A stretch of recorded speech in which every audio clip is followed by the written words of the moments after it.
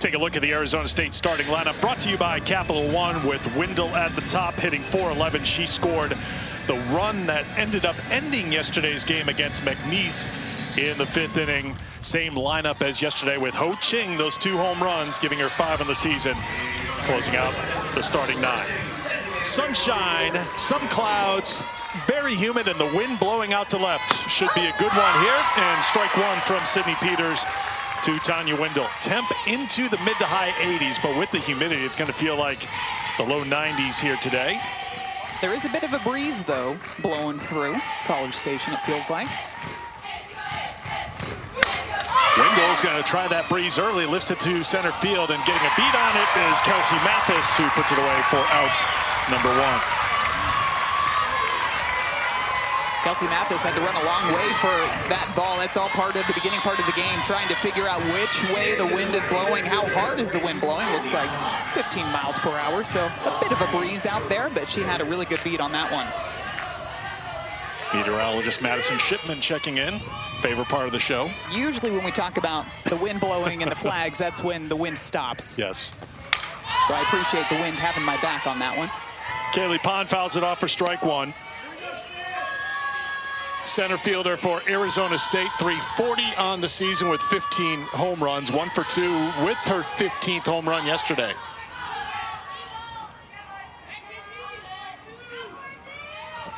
I think you make a great point, too, just a couple of minutes ago, Madison, how this lineup for Arizona State, pretty relentless when you can get that kind of production from the number 9 hitter in the lineup, getting a couple of home runs. Same for Texas A&M as you went down the lineup, home run, home run, home run, home run. That's something that both these pitchers are going to have to deal with today. Another fly ball to the center fielder, Mathis, 2 down. And given the pitchers that they've been hitting off of recently, too, we talked about that Big 12 championship. They ended up hitting 3 home runs all in the same inning against Texas Tech. Well, the first one was off of the bat of Tanya Wendell, and that was against Nigeri Kennedy. And the next 2 home runs in that inning came off of Caitlin Terry. So you're talking about hitting home runs off of some of the best arms in the country. Speaking of home runs, Samantha Swan hit a tape measure shot yesterday. Fouls off the first pitch for strike 1. Swan now with 11 home runs on the season.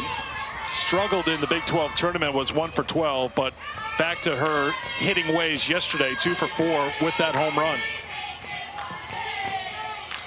She's had an excellent season at the plate and behind the plate, handling the pitching staff for Arizona State. First team all-conference selection, a unanimous pick in the Big 12 this year.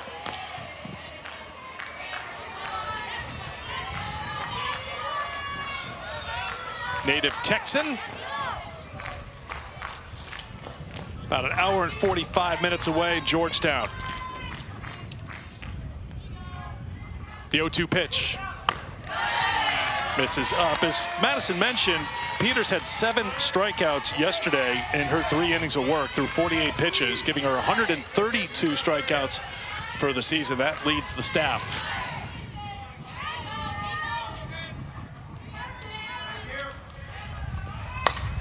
Swan with a little bloop to Michaela Wark at first. It's a 1-2-3 inning. In the circle for Arizona State will be the All-American Kenzie Brown. She'll step onto the field when we come back. This Texas A&M offense is going to be facing one of the best strikeout pitchers in the country, and that is Kenzie Brown. She's already up to 238 strikeouts on the season, but look at the numbers for her in the Big 12 tournament. 16 strikeouts in 14 innings pitched. And Eric, I know my math is not great, but I know that that is more than 1 strikeout per inning when she is out there. She can move the ball to different parts of the zone. She can throw in an off-speed pitch, but that's what makes her one of the best pitchers in the country, is she can read what you're trying to do offensively, what you're trying to do with your swing, and throw to a completely different direction. She can work all 4 zones of the strike zone, and she's one of those pitchers where you can't necessarily go up there and sit on one particular pitch, because she can throw the drop, screwball, rise ball, curveball, changeup, you name it. She's got it in her back pocket, and she is looking to rack up some more strikeouts against this Texas A&M offense. And you can see the Texas A&M lineup presented by Capital One with Kennedy Powell at the top. Kowalewski hit a grand slam yesterday, part of that home run barrage for Texas A&M. 5 homers. We'll see how they handle Kenzie Brown, who starts with the heat at 71 for strike 1. I think she's going to be a little pumped up. They didn't have to use her yesterday. Great job by Mika Lupi in the circle in her 5 innings, so Brown is fresh. The last time she pitched was last Saturday in that Big 12 tournament championship game in Oklahoma City. Bringing the heat early, and Powell is late on it, 0-2. Yeah, those first 2 pitches, 71 and 70 miles per hour coming in there, but she'll sit right around 70, 71 the entire game. And as a hitter, when you get geared up for that velocity, when she pulls the string on that changeup, it can be hard to adjust. She does just that. Fired up to get things started. 3 pitches, 1 down. It's all about trying to get your timing down. What can you do to get your barrel further out in front to catch up with 71 miles per hour? And as you're thinking that, Kenzie Brown is thinking, you know what, I am going to pull the string on this changeup. Great location in the low part of the zone, too. You could see Kennedy Powell way out in front on that swing. Changeup was clocked at 59 miles an hour, so she's coming in at 70-71 with her heat and then drops it down to the 59 for the change. And especially in a 2-strike approach, you can't possibly be on time for both of those, but we're going to see what sort of adjustments Texas A&M can make with their swings, maybe to shorten up to be able to make contact with those.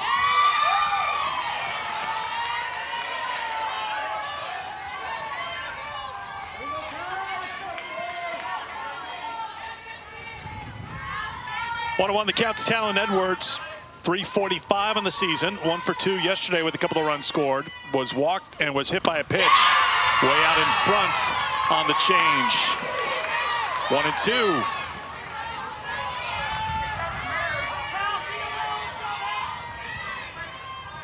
I'd be tempted to go back-to-back changeups here. We'll see what she does. But with that swing, I'd be coming right back in with the same pitch.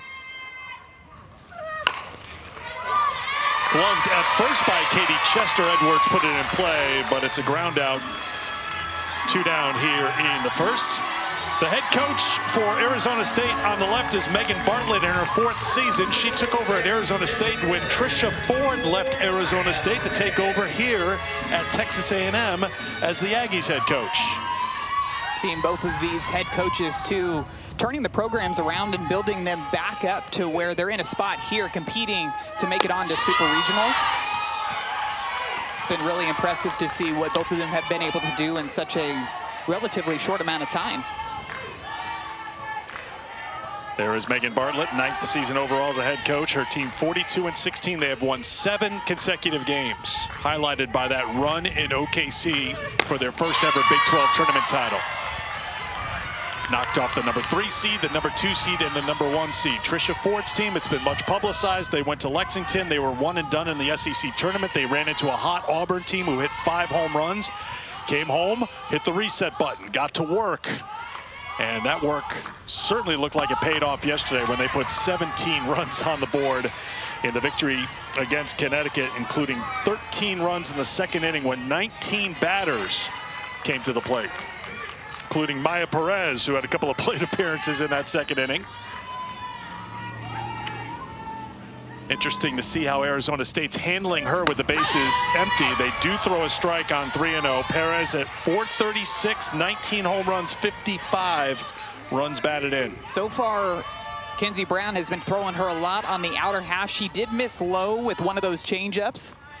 Still a pretty good spot if Perez does decide to take a swing at that. Hard to make solid contact. Perez does take a big cut, and the count is full, 3-2. Came right back in underneath the hands, and we've talked a lot about Maya's swing and how she does a great job of keeping her hands inside of the ball. That pitch was coming in hot at 71 miles per hour right underneath the hands, and she somehow was able to keep her hands inside of that pitch and foul it off back. The heat or pull the string on the 3-2. Perez takes a walk. It's a 58-game on-base streak for Maya. She's been on base in every single game this season. The streak dates back to last year's NCAA tournament. Amazing. It's an incredible stat. The consistency that she brings, and when pitchers do decide to throw to her, it feels like when she swings, the ball is leaving the yard. And I know we talked yesterday about how not all walks are created equal. That is a good walk, in my opinion, for Kenzie Brown. Here's Michaela Wark. Fouls off the first pitch. Why do you think that, Maddie? She was pitching on the outside part of the strike zone, and her misses were either down below the zone or well outside in the other batter's box. You do not want to miss over the plate to Maya Perez. You do not want to let her be the player that beats you. So if you're going to miss, you miss with something outside of the zone that's going to be a ball, and if she takes her base, she takes her base. 0-2 to Michaela Wark, leads the team in home runs with 20, RBI with 69. She's been that protection for Perez. Looks like they called an illegal pitch, Eric. Interesting. Second base umpire Mike Bartling is coming into the circle. Here comes the Arizona State head coach Megan Bartlett out for an explanation. Everything looks good to me there on the windup. She's not striding outside of that pitcher's lane. But it did come from the second base umpire, so that's going to bring it to a 1-1 count instead of an 0-2 count. What are the things they could be looking at here? In the lane there, obviously, where the chalk lines are still, you can see that lane towards her left foot is starting to disappear. Right, and now you just have to make contact with that chalk line. So as long as any part of your foot as a pitcher is touching that chalk line, you are good to go. That's a legal pitch. The only other thing that I can think of, maybe she did not wipe off her hand before she got in, or put her hand on the softball. Maybe from that, like, is she sliding her foot forward? But see, that would be very hard to tell from the second base umpire. Her foot that was on the rubber, right? Yes. Was that a little bit ahead? Wark trying to make her pay, lifts it deep to right, it's carrying, it's gone!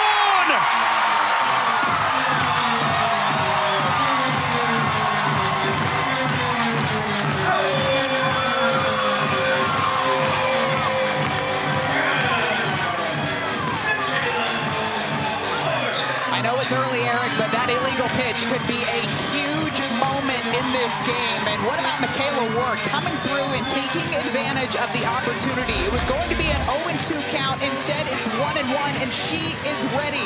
Gets this pitch on the outer half of the zone. Looks like it's supposed to be a curveball that's going to break away from Michaela Wark, but she is ready for it. Steps into it and drives it. You're seeing the power that she has in her swing to drive that ball over the right field wall and give the Aggies the early lead. Kowalewski fouls it off. That is the 50th career home run for Michaela Wark, her 21st this season. And you're right, let's just make a note of that. It's hard to forget it, that the illegal pitch is called. It's a 1-1 count instead of 0-2. Does that just throw Kenzie Brown's delivery off a bit?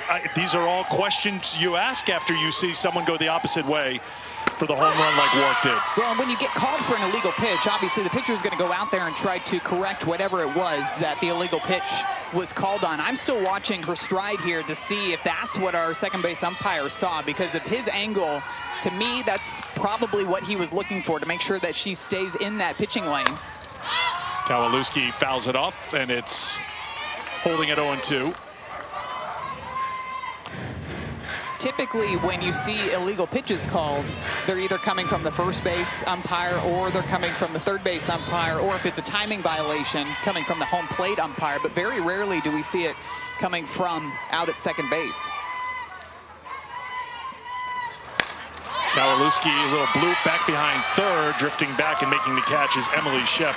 And that will do it. But Michaela Wark goes deep. The 6th home run for A&M here in this regional. Home run 21 for Michaela Wark, and it is the biggest home run for her this season. Going yard off of Kenzie Brown to give the Aggies the 2-0 lead. We were trying just to go through what the illegal pitch call could have been, so we've had a chance to review it, and Maddie's got an idea here. Yeah, so we went back through everything because I wanted to make sure that she didn't go straight from the dirt to go to the softball, but she ends up wiping her hand, puts her hand into her glove, so all of that is good to go. But watch her left foot where she strides outside of that pitching lane. That is the only thing to me that I think would be called an illegal pitch. Now, granted, your toe just has to touch the edge of the chalk line to be legal, but our second base umpire, you can see where he's standing. and he's looking right at that. If she ends up going past that chalk line, then it's going to be called an illegal pitch.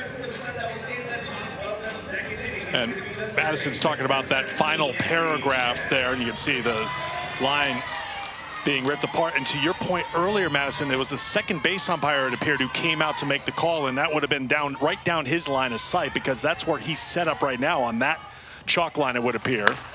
You can get a look at it too. When Peters releases it, she's well inside the line. Right, and that's, you know, you and I like to use our context clues, right, yes, to figure out what the call is on the field. And since it did come from behind second base, it was either her touching the ground, going straight to the ball, or to me, that pitcher's lane. And when I was watching her, she definitely made those adjustments on those following pitches.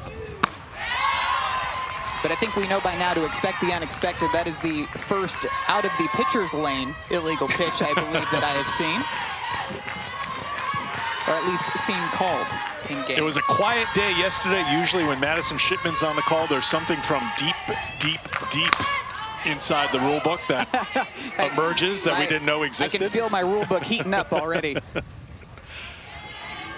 So 2-0 for A&M as Arizona State bats here in the second with Emily Shep leading things off at 361 on the season. Shep really good at the Big 12 tournament, 5 for 9, a couple of home runs, 1 for 3 with an RBI yesterday in the 8-0 win over McNeese. Little bloop, foul ground, long run, good effort by Powell. She just can't get there. Got a dirty uniform for the effort, though.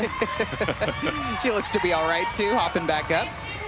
She made that play close all the way over in foul territory. I know we talked yesterday how there's a ton of foul territory room here in College Station. Kenny's going to be kicking dirt out of the pants for a little while. 2-2 the count to Shep. Get a look at the dimensions here at Davis Diamond. And a lot of that foul ground here. That's up high from Peters. But we know Texas A&M can swing the bats. We saw that against Auburn. They had 8 runs in that game, but the problem was pitching gave up 11 runs. And this is going to be the big question as this game goes on, this regional goes on. Can Texas A&M get enough out of the circle to keep teams like Arizona State quiet? This one is dropping quickly, and it's down for a base hit. Good effort by Vrajel in right, but it's a single for Schlipp to lead off in the second. Sydney Peters goes back with another one of the changeups here. So this one's hit not extremely hard off of the bat, but it looks like Vrajel almost got caught in between on the backhand and the slide. And because of that, she wasn't able to come up with that ball cleanly out in right field. Now, granted, that would have been an extraordinary play if she did catch that one, but we've seen a break on it. We've seen some extraordinary plays here on day one. Shep aboard to start things here in the second, and it's ball 1 to Katie Chester. First team all-conference selection, the junior first baseman at 355 with a team best 19 home runs, team best 64 RBI.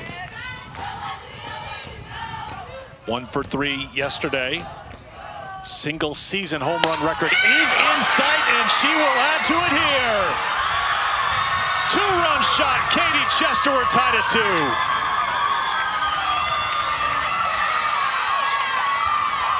Home run number 20. The Arizona State record is 21 by Sydney Sanders. When you talk to head coach Megan Bartlett about Katie Chester and what is it about her that makes her the hitter that she is, Coach Bartlett talks about how she does not let the game speed up on her. And this is a prime example of that. You could have let last inning frustrate you. You could have been frustrated by the fact that an illegal pitch was called and A&M capitalized on it. But what does she do? She gets a pitch in the zone and she blasts it straight out to center field, almost nails our cameras out there in center field and ties up this game with just one swing of the bat. Here's Ashley Mejia. Swings at the first pitch. Fly ball to Mathis in center field. One away here in the second. Got to admit, Eric, I wasn't sure if we were going to see the home run display like we saw yesterday, but through the first inning and a half of this game, it's proven me wrong. That's 6 home runs now for Arizona State in the College Station Regional. And as I say that, the wind picks up a little more blowing out to the outfield. Well, with the way that some of these outfielders are playing defense, too, robbing home runs. Alexis Dibley from McNeese robbed a home run yesterday. You got to make sure that you get that ball way up and out of here, not to even let the defenders have a chance. 2-0 to Yaya Acuna, senior left fielder. Like this move by Ariel Kowalewski just to come out and have a quick chat with Sydney Peters. It seems like things are speeding up just a little bit for her out there in the circle. Gives up the 2-run home run. Did get a quick fly ball out, but now falling behind 2-0 to Yaya Acuna. You can see the infielders playing into. This is one of those times where you want to let Acuna just put the ball on the ground. 2-1 to Acuna. Texas A&M's pitching staff has struggled keeping the ball in the park. That's the 61st home run that A&M pitching has given up this year. That's the second most amongst SEC teams. 3-1 to Acuna. That can be part of the danger, too, when you see, not just for Texas A&M, but really pitchers across the country that throw a lot of rise balls. If you miss with that rise ball, that's a pitch that's going to sail up and out of the yard.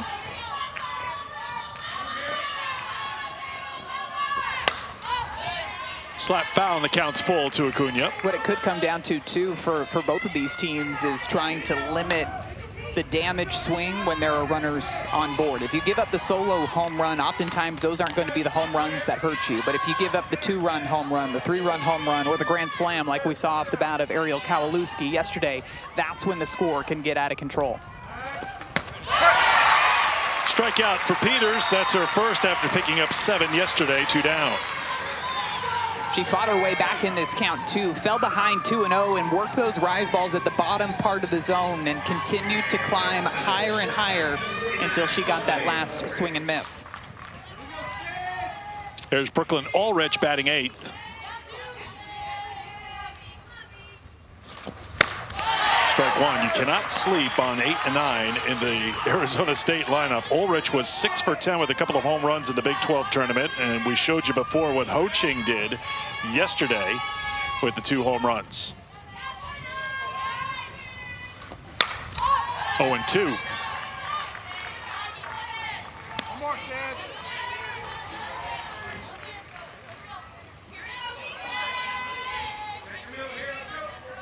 Ulrich 0 for 1 yesterday with a walk and a run scored.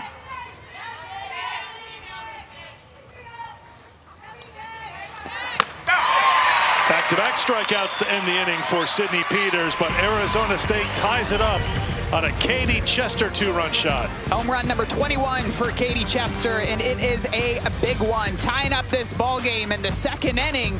It's 2-2 Arizona State and A&M. 2-2 game as we go to the home half of the second inning. Kenzie Brown in the circle for Arizona State. Samantha Swan is her catcher. Here's what the catcher had to say about the pitcher. She has amazing spin, and she can also pull the string with the changeup. Like, the fact that she throws 72 and then can pull the string at maybe 52, like, that's hard, tough to beat. And everything, she has upspin, downspin, like, she really brings it all together, all facets of pitching, yeah. Sounds challenging to face. Absolutely. Hard to come up with a game plan, and I'd imagine for each one of these A&M hitters, the plan might look just a little bit differently, trying to play into their strengths, but it was really fun getting a chance to talk to both Kenzie Brown and Samantha Swan. And we asked Samantha if Kenzie is one of those pitchers that, you know, needs a little bit tough love when you go out to the circle, or if she likes to lighten up the mood. And Sam Swan said, definitely more of the keep it light and maybe even tell a joke. It's all part of catching, too. We talked about how tough it is to be back there on a daily basis, whether it's catching an entire staff of pitchers or dealing with some of the foul balls back there, but also knowing your pitchers and learning their personalities and what they need. Swing and a miss for Kelsey Mathis. I think Kenzie is willing to lean into being a little fun and relaxed because she allows her mask to be bedazzled. Yes. She told us who the bedazzler was. I'm all for the bedazzled Oh, you, mask, okay. by the way, yes. I can't recall who the bedazzler is on the team, though. Let me check my notes. I don't write that down, but we were talking to Kenzie before the regional started, and He's got a designated bedazzler who's doing a fantastic job, by the way. Was it Yazzie Avila? I think so, but you notice like the K backwards to start it. Yeah. That's a swinging K instead of a backwards K. Second strikeout for Kenzie Brown, 1 away. You're seeing the spin that Samantha Swan talked about on display from Kenzie Brown early in this game, whether she's working those pitches at the bottom part of the zone, working the rise ball up. We've already seen her pull the string a couple of times on that changeup, but she's just going to continue to mix and match these pitches against what Texas A&M is trying to do. Here's KK Dement with 1 down. Talked about hitting the reset button, turning the page, pick your phrase. Here's one player who definitely paid attention. KK Dement in the 7 games before Friday was 1 for 21 at the plate and 0 for her last 12. She dropped a 3 for 3 with a home run and 3 RBI yesterday. Off her foot, it's 0-2. I think it's safe to say she was ready to get regionals up and going.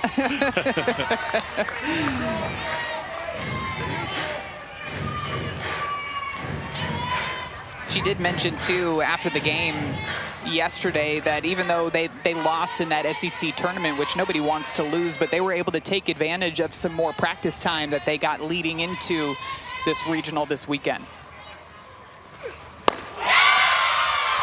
Bottom drops out of that one. Brown gets back-to-back strikeouts, 2 down.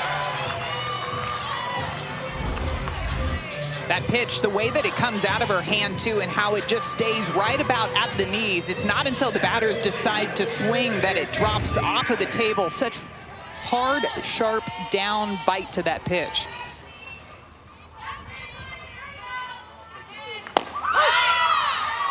Strike 1 to Paisley Allen, sophomore left fielder. 5 straight sophomores in the lineup for Texas A&M, 5-9.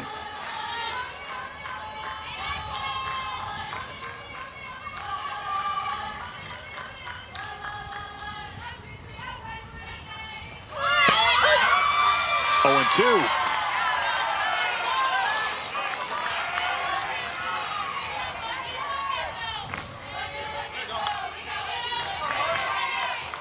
Allen was 2 for 2 yesterday with a couple of runs scored. Down the count, 0-2. Changeup, swung on and missed. Brown strikes out the side in the second. Throwing nothing but strikes this entire inning. She had just 1 ball. Everything else she is pumping in strike after strike after strike, and it is 3 up, 3 down, 3 strikeouts for Kenzie Brown. Tiade Ho-Ching came out swinging yesterday in the 9th spot for Arizona State. Went yard and then went yard again. She even told us, I believe on the 2nd swing, that she grunted just a little bit to get it out there. But she was swinging a great bat in yesterday's ball game. Love the reactions, too, as she's rounding the bases. She knows just how important each and every run is this weekend, and the way that she's able to be a spark plug at the bottom of the order is huge for this Arizona State offense. We couldn't hear the grunt. She's the one who admitted to it when we talked to her after the win yesterday, but that look on her face as she was rounding first, those wide eyes.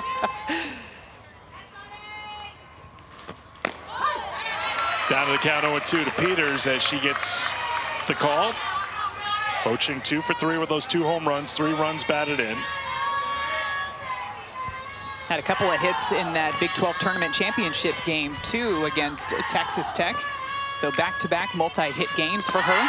And her first career multi-home run game yesterday. You have to go all the way back to the end of March, going into early April, the last time she went back-to-back games with multi-hit games. Started last season as a freshman, Big 12 all-conference selection.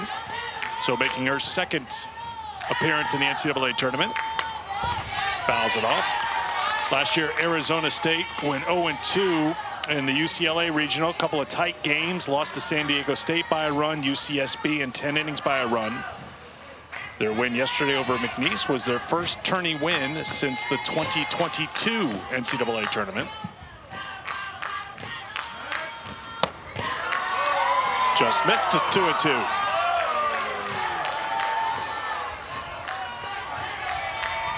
Megan Bartlett's team with 35 wins a season ago. They're up to 42 wins after the win yesterday. 7-game winning streak for the Sun Devils entering play today.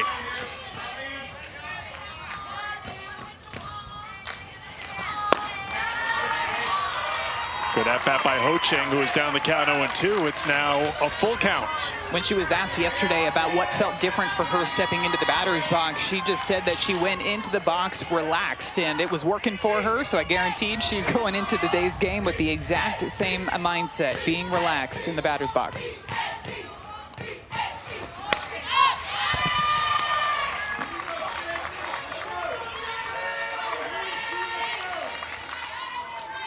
Sydney Peters threw 48 pitches yesterday. This is the 8th pitch of this at-bat to Ho Ching leading off the 3rd. Peters went 3 yesterday, gave up 1 hit, 1 run, struck out 7.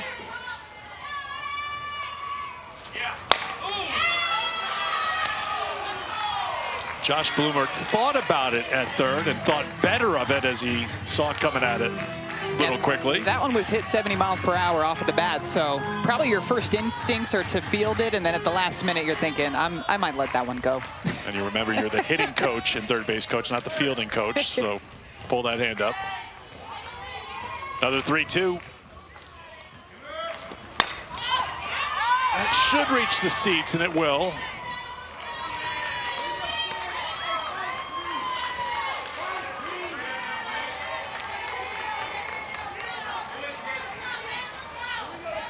Giaddi's numbers at the plate down a little bit compared to last year. 339 a season ago, which was 3rd on the team. 252 entering play today. Bloop by second base. Talon Edwards comes and gets it. 1 away. 4 in a row retired by Peters after giving up the 2-run home run to Katie Chester. Back to the top of the lineup at Tanya Wendell. One thing we got to talk to Sydney about, and typically when you think of pitchers getting into a good rhythm out there, they tend to speed up or want to throw pitches really, really quickly, but she does the complete opposite. She has the same pre-pitch routine, and she even kind of talked to us a little bit about working the pitch clock down just to make sure that she was getting in her entire routine, not speeding up as the game went on. A bit of a different mentality than I feel like we see from a lot of pitchers that we watch throughout the season. And on the hands of Wendell, fouls it off, and it's 0-2. Yeah, sometimes you think for a pitcher, oh, I'm pounding the zone, they can't catch up. I just want to stay on top of them, keep moving, push the rhythm up. And the feeling was, I'm going to take a beat here. And to me, it comes back to taking control of the at-bat. And in my opinion, she's taking control of what she can by taking her time and going back to the back of the pitcher's circle before she steps back onto that rubber. Good pitch there. Wendell can't get it. Strikeout number 3 for Sydney Peters. 2 down here in the 3rd inning. 7 innings live. You talk about a big day for 7 innings live. This is it. Each of the regionals with 3 games on the schedule, so they have you covered from morning until night. Chris, Alyssa, Tori, Tara, they'll all be in and out of the studio today. You can catch it on the ESPN app. The best way to stay on top of what's happening in all 16 regions today. It's a much better way than what Madison Shipman does, and she opens 16 tabs on her browser on her computer, which we talked about yesterday. That's a hit batter right there. Kaylee Pond is aboard with 2 down. We talked about it yesterday. I feel like I have less tabs open today than I did yesterday. And it looked like Kaylee Pond maybe just got that one on the elbow guard. Looks to be okay. She throws her bat back towards she knew it was coming. The dugout. See, by you talking about that, I'm getting the sense that you are not a 49 tabs open at one time type of person. Are you one of those people where I'd be appalled to see how many unread emails and unread messages you have on your phone? 1,000%. And just as a clue out there, more than 1,000. More than 1,000 and more than 1,000%. Yes. There's Samantha Swan. Ball 1 to Swan, who popped out her first time.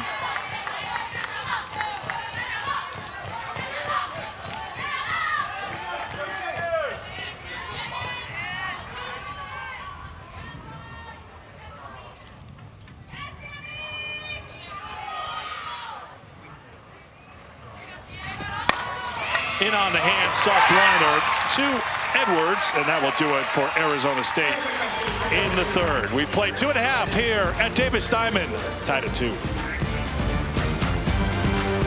The Women's College World Series returns to Oklahoma City. The action begins Thursday, May 28th at 12 Eastern, live on ESPN. For more information on the 2026 Women's College World Series, visit NCAA.com, the home for all NCAA championships. Madison and I were fortunate enough to be back at the Big 12 Tournament Championship game at Devon Park, and it looks a lot different for the Big 12 Championship, but the excitement level is high for softball at all times in OKC, and it just goes to just some other level come World Series time. Yeah, you'll really see Devon Park transform over the next couple of weeks leading into the Women's College World Series, and it is always a packed house. And if we learned anything from last year, you never know what is going to happen during those games. Makes it just that much more exciting each and every year.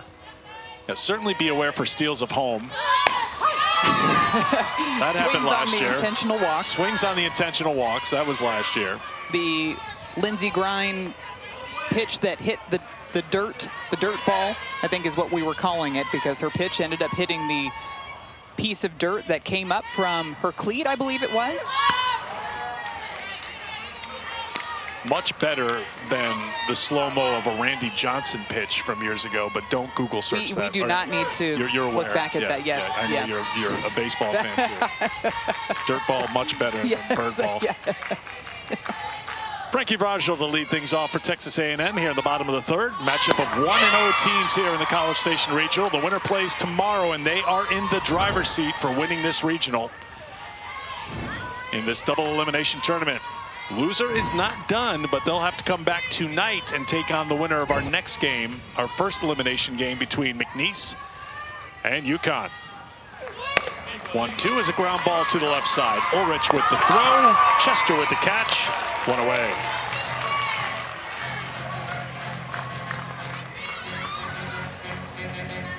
Kenzie Brown's 32nd appearance, her 24th start. Opponents hitting 172 against her this season. And with her 4 strikeouts today, she's up to 242 on the season. She got Kennedy Powell on a strikeout to start things in the first. Second time through the order now for A&M. We'll see what sort of adjustments that they make offensively. This is one of those times where maybe if you're Kennedy Powell and you know that you struck out on the changeup in your last at-bat, do you go up there and sit it in this at-bat, anticipating that she might bring you another one of those pitches? Slapped out to left. It's going to hang in the air long enough for Acuna to get it. And Powell is retired. 2 down. The one area where we've seen both pitchers be very sharp today is getting the pitch in on the hands of these batters.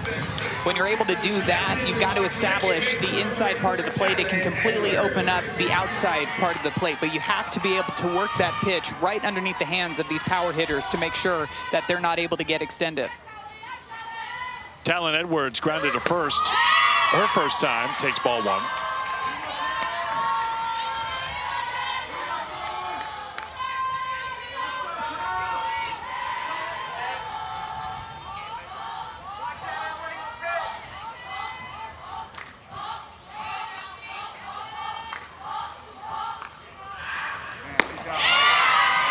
There's the changeup, swing and a miss, 1-1.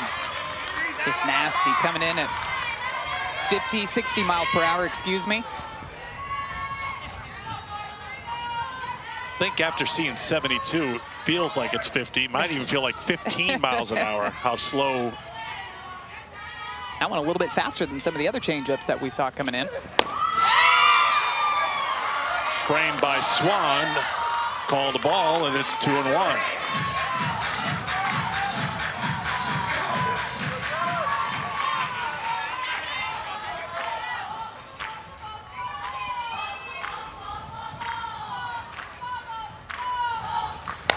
Ground ball to the right side. That's Ho Ching.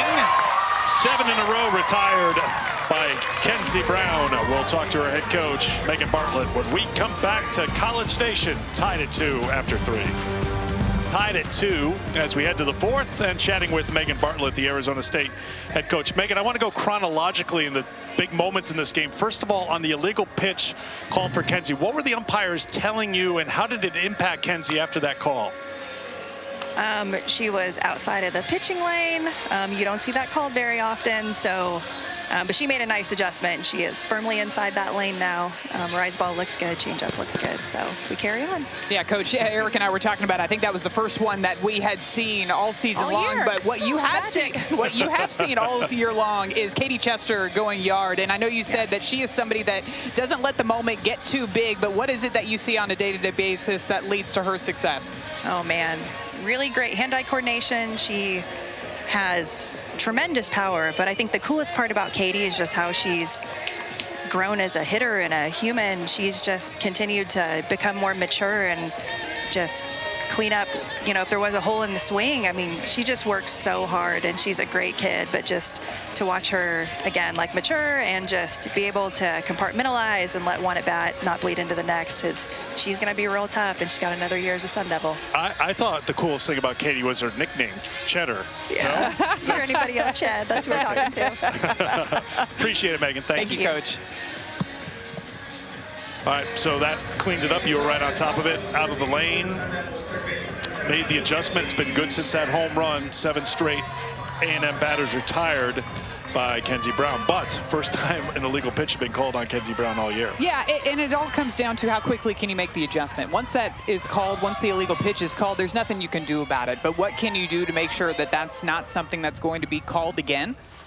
And it seems like she's very easily made that adjustment, because it feels like she has been in complete control since then. All 3 of her strikeouts have come after that home run, and she had, what, just a 10-pitch inning this last half inning? The next pitch after the call was yes. the home run. So that, you know, like, for that moment, as Shep leads off and sends it into the gap, it's going to get down and end up at the wall. Emily Shep digging for second, slides in with a leadoff double, her second hit of the game. If you're Arizona State, one thing you like is the response after the call on Brown. She gives up the 2-run home run. They come back next half inning, hit the 2-run shot. Now they're trying to put pressure on Sydney Peters here in the 4th. And Emily Shep led off with a base hit in the top of the 2nd inning, and here she is with a leadoff double to get things going in the top of the 4th inning, and that'll bring up Katie Chester. And now I'm going to correct myself. Earlier today I said 21 home runs. It is 20 on the season for Katie Chester, although I'm sure that she would love to see home run number 21 here. That would tie the Arizona State single season record. She is at 20 after hitting that shot with Shep on in the 2nd. Home run tracked at 236 feet. Off the camera platform in center field.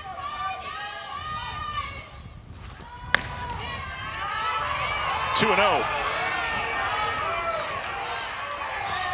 You can hear the reaction from the Texas A&M fans. It looked like that pitch got a good piece of the strike zone, but the call does not go in Peters' way. So how does she respond here on this 2-0 count?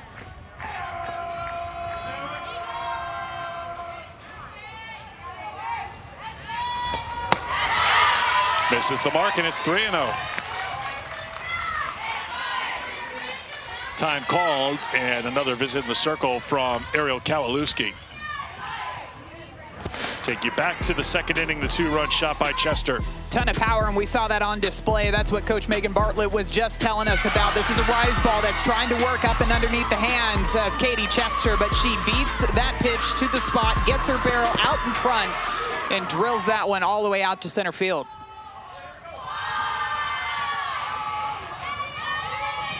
Junior from Liberty, Missouri. It's a 4-pitch walk, 2 on with nobody out here in the 4th.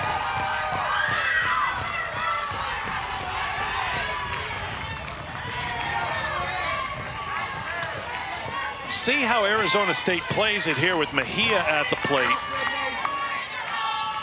Ashley's got 10 home runs, 37 runs batted in, so she's got some pop. Batting 6th. We'll see if Arizona State goes to the sacrifice, a little small ball here to move the runner 60 feet. Mejia has the bat out in front of the plate. Ready to swing, takes a ball. Started her off with the first pitch changeup that missed up towards the top. She had one of the 5 home runs that Arizona State hit in yesterday's ball game. Had a double as well.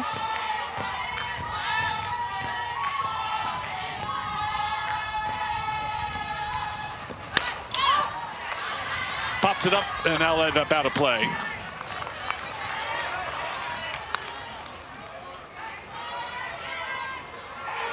Sydney Peters trying to work out of a jam. Junior from Santa Fe, Texas, who was slowed by injury last year, missed 2 months, made a return to the NCAA tournament season ago. Now she's emerged as the ace of the staff, although it does feel like it's a shared responsibility for this Texas A&M team. You've got a bunch of different arms that can do a lot for this Texas A&M staff. You have Sydney Peters, you have Sydney Lessentine. We saw Kate Munnerlyn come in. She's going to come in from the left side, throw in those changeups. So you are seeing a lot of teams, not just Texas A&M, but playing those matchups with the different types of arms that they have out in the circle. Good pitch. Bahia couldn't catch it, and it's 1-2.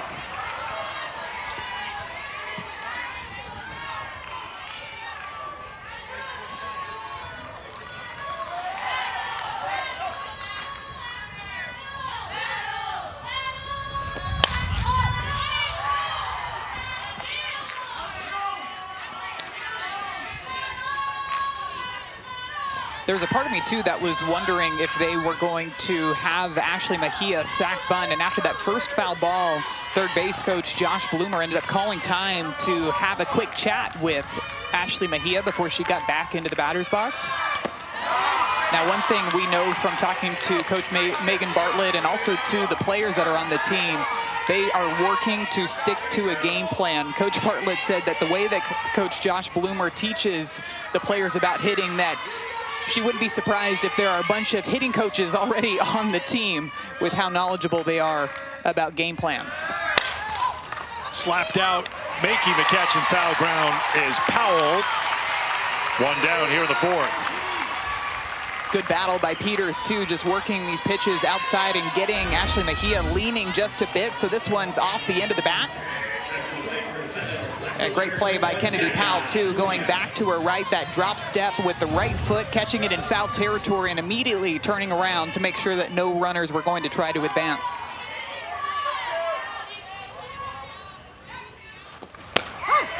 Strike 1 to Yaya Acuna.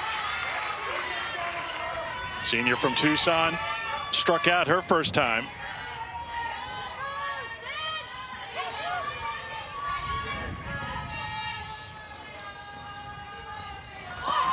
Looks to bunt, pops it up. Powell again, given the effort, just couldn't get there in time. We've seen her running all over the place already in this ball game. She ran way down the line. You can still actually see the mark where she dove in foul territory down that left field line to try to make a catch. She went back already to make the catch on the Ashley Mejia fly ball, and now she's running forward to try to catch a bunt. Kennedy's like, I'm gonna get one of these sooner or later. Off the plate, 1-2. 58 pitches thrown by Peters. She threw 48 yesterday in her 3 innings against McNeese.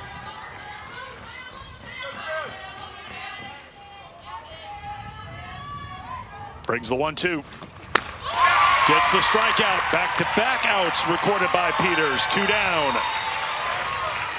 We saw this from Sydney Peters yesterday, going after these left-handed batters with that pitch that has some really good arm side run on it. So it's a pitch that's going to break away from the left-handed batters, moving like a screwball away. Got a little up bite on that pitch, too, for another strikeout. Ball 1 to Brooklyn Ulrich, who struck out her first time.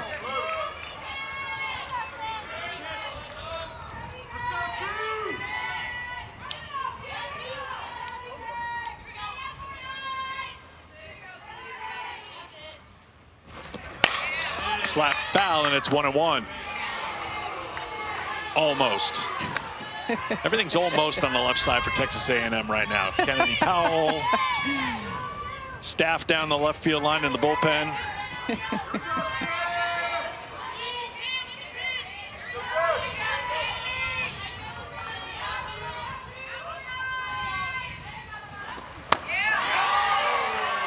Misses for a ball. It's 2-1. Been a couple of pitches this inning that the A&M fans and Sydney Peters thought were strikes. And I feel like, too, at the beginning of the game, you were seeing the pitches at the top and the bottom of the zone called consistently for strikes. Popped up. I think Powell's got enough room for this one. She's got it.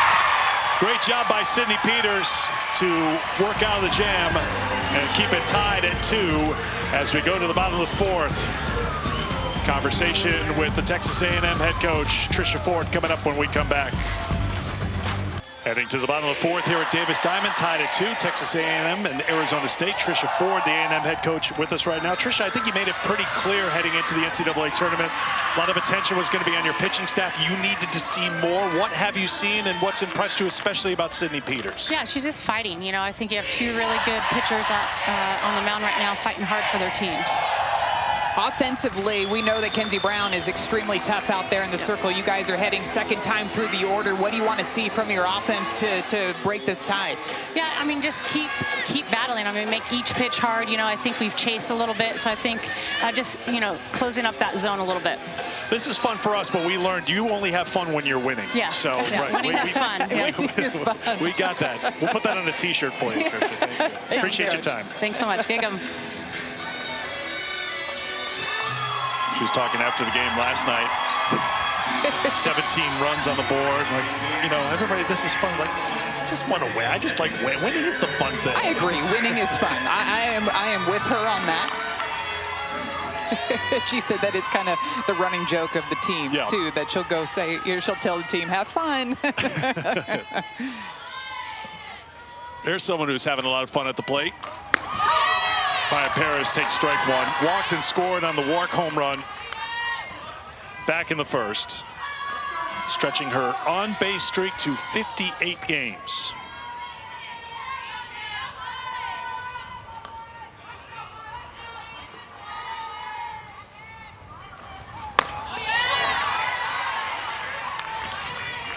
If you haven't been following Texas A&M during the season, teams generally have been very careful with Maya Perez. They have pitched around her quite a bit. She has walked quite a bit, 52 walks on the season before that walk in the first. That one skips up for a ball.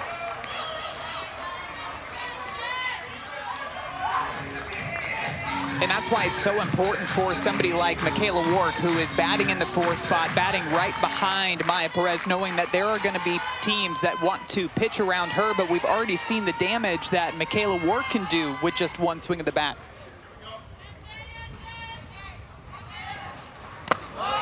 We talked to Michaela about that. It doesn't apply here this inning because Perez is leading off, but Michaela says, when I'm in the hole, I feel like I'm on deck, because she knows she's going to get a chance with Perez at the plate.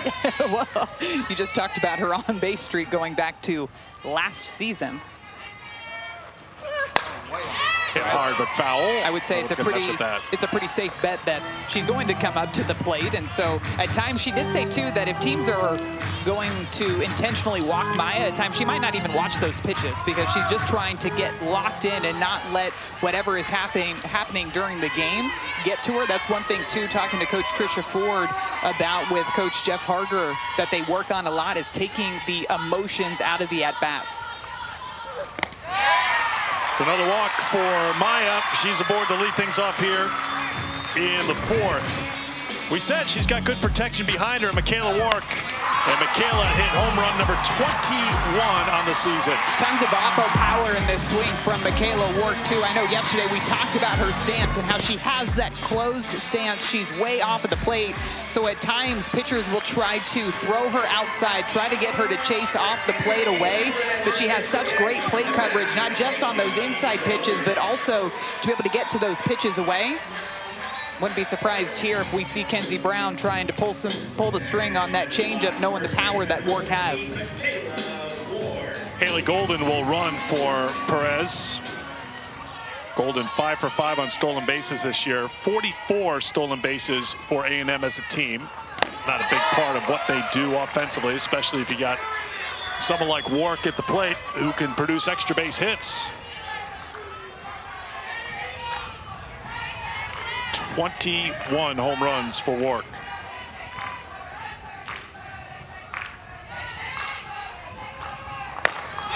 Popped her up. Right side of the infield. Tough sun. Ho Ching calls for it and puts it away. Tiade, no problem. She's got the sunglasses on her visor. She was locked in on it. Really good communication, too, between Tiade and Katie Chester, who's playing first base, because both of them could have gotten to that fly ball. But what that tells me is that Tiade had a better read with the sun, that she could see that fly ball a bit better, and that was a huge first out for Arizona State. Here's Kowalewski. Takes strike one.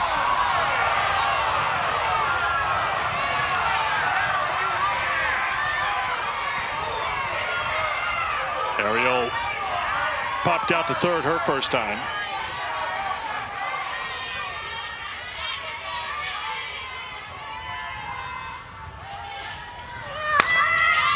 Oh, and 2. A&M scored 2 in the first. Arizona State answered back with 2 in the second. Scoreless since then. 3 hits for Arizona State, just 1 for Texas A&M off of Kenzie Brown. It was the Wark 2-run home run. A pitch after Brown had been called for an illegal pitch for the first time all season.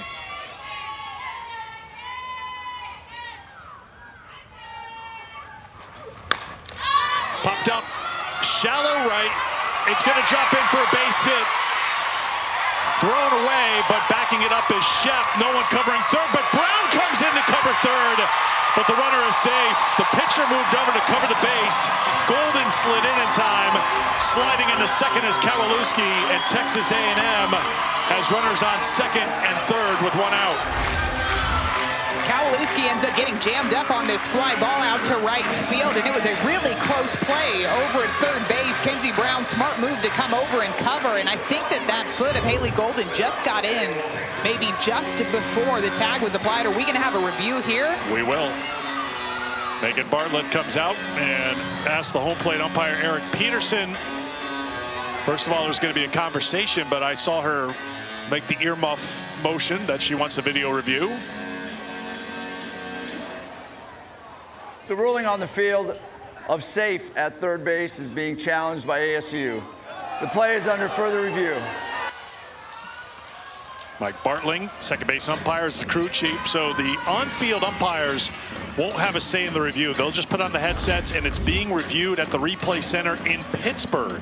Let's take another look at it here. Kenzie Brown coming over to cover third base. It looked like the throw beat Haley Golden. Let's see if that tag gets down there in time. I think her foot's in there. I think she kept that lead leg down, got the heel on the bag. This is a great angle right here. Kept the foot on the bag, Madison. Didn't pop up. Contact and tag. Boy, it is close. But I think just by our first looks, this one will not be changed. Great point, too, because she does keep her foot on the base after she makes contact with it the entire time. That's difficult to do, too, with you when you have that momentum on the slide working almost to your disadvantage, but she somehow keeps that foot on there. So the replay center in Pittsburgh taking a look at the multiple angles. They'll make the decision and pass that decision on to our field umpires here in College Station. The question, as always, is there enough indisputable video evidence to overturn what the call was on the field? The call on the field was safe.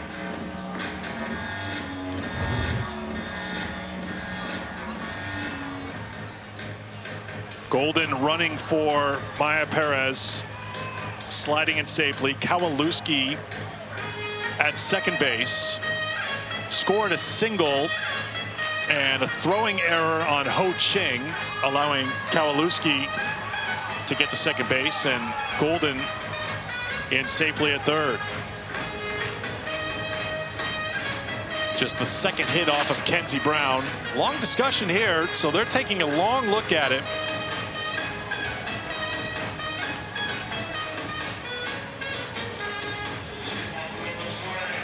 It was a really good play by Kenzie Brown to get over there, be heads up, cover the empty bag, made the catch, snapped the tag down as quickly as she could, but I think just a great slide by Golden, just not to pop up before she got to the bag or after she hit the bag, keeping contact. Coach Bartlett has talked to us about how, and she even said yesterday after the game, how defense is something that the team feeds off of, and that's one of those plays that can be very underrated as far as when there's that overthrow, who's going to rotate, who's going to cover, because there's always a base that needs to be covered. So I completely agree with you, Eric. I thought that was a really nice job by Kenzie Brown just to get over there to try to apply the tag in time after things were kind of spiraling out of control there for that Arizona State defense. Inning started with a walk to Perez. Golden ran for her. Warwick with the pop out at second. Then Kowalewski with the bloop that dropped in front of Mejia. For the moment, runners at second and third with one out in a tie game here in the fourth.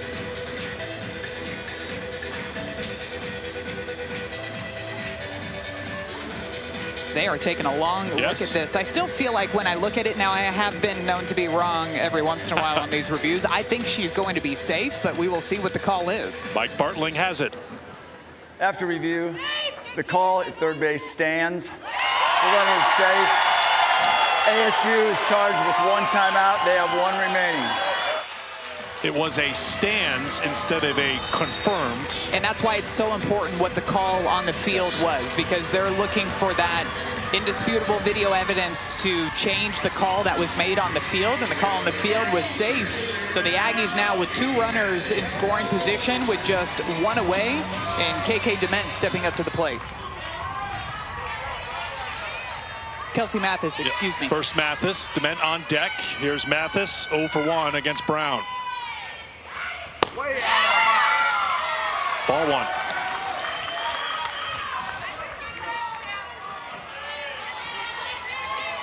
Kelsey struck out in the second.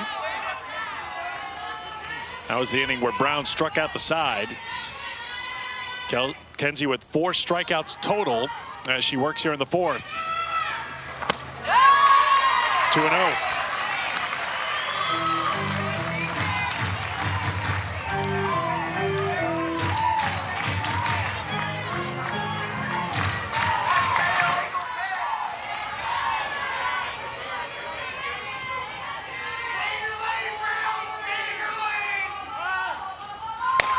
Ground ball to short. This will get a run in. The out at first. It's 3-2. Texas A&M in front. Productive out by Kelsey Mathis, especially after striking out on the rise ball in her last at bat, just doing whatever she can to get that ball in play. It's one of those moments where as a batter you can't go up there and start thinking about the 3-run home run, but you have to zero in what can you do to bring across a run, and Kelsey Mathis does exactly that. It is an unearned run because of the error to Ho Ching, and here is Dement. Little bloop caught by Brown, and that will do it. And it's a little bloop because the bat broke in two. You don't see that every day, but there's a barrel and a handle, and they are no longer attached. I think that just gives you an idea of just how hard Kenzie Brown is throwing the ball today. Right in on the hands, breaks the bat of Dement. About 5:30 Eastern time, depends of course on the end time for our first game here between Texas A&M and Arizona State. So you'll see the Cowgirls and the Huskies coming up in game 2. Loser of this game will take on the winner of that game tonight here at College Station. Both of those teams just going to be battling with their backs up against the wall, trying to forget about what happened yesterday and make quick adjustments in today's game. And you wonder too if Alexis Dibley is dreaming about robbing some home runs out there in center field again. McNeese team down past the third base bullpen area.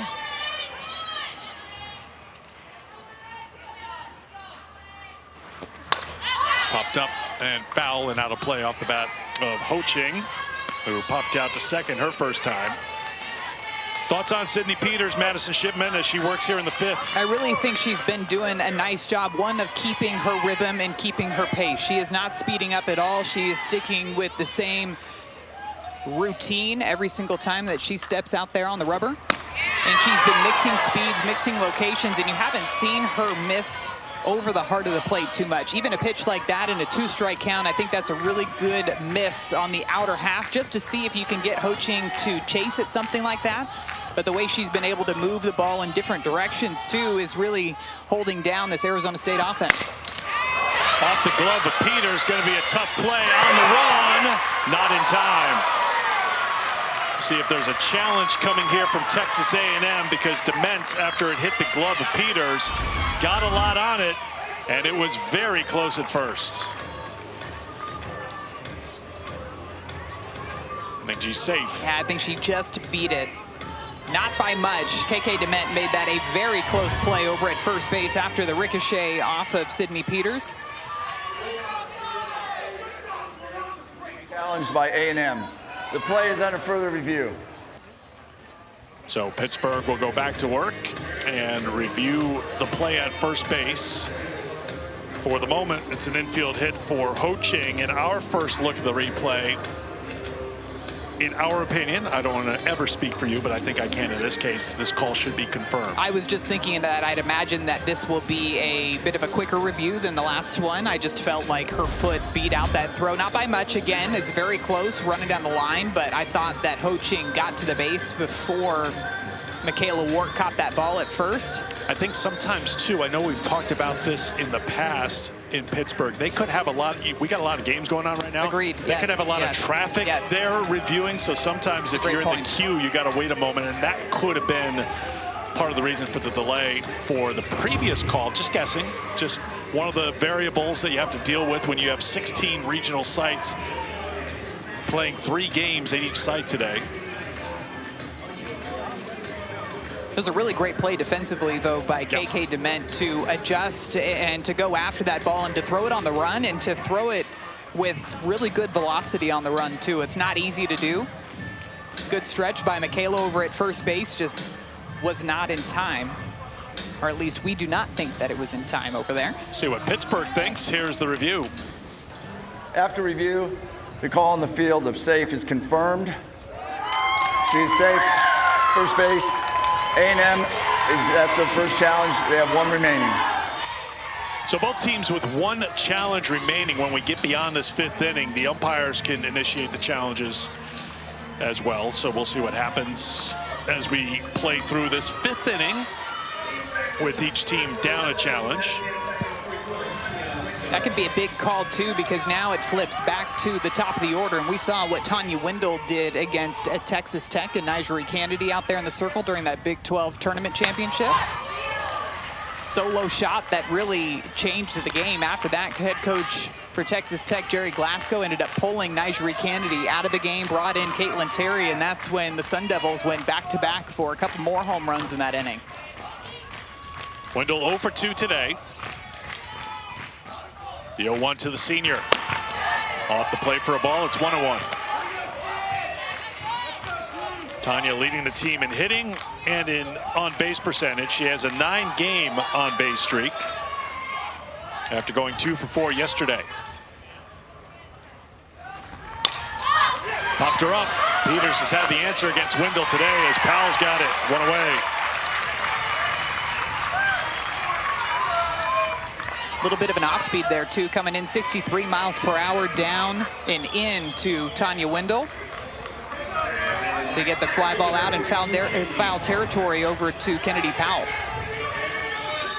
Here's Kaylee Pond, hit by a pitch her last time, 0 for 1 today. She's been on base 4 times in the College Station Regional.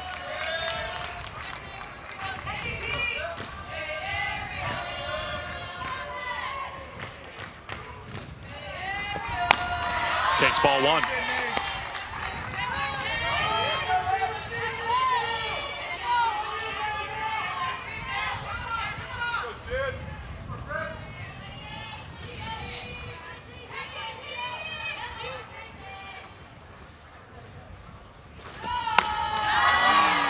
Ball 2.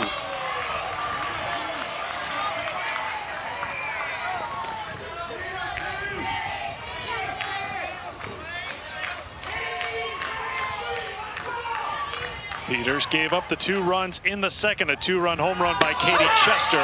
There's a strike, and it's 2-1. Since then, she's given up 2 hits, double to Shep leading off the second, and now the infield single to Ho Ching starting the 5th.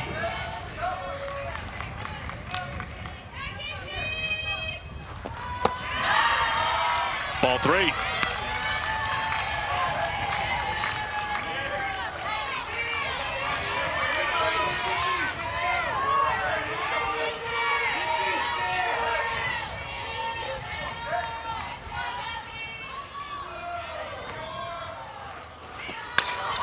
Popped up, foul ground, out of play, and the count is full.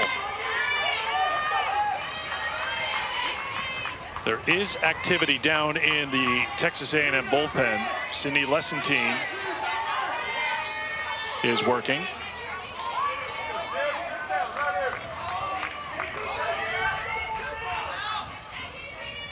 The 3-2. Off speed, misses, and it's ball 4.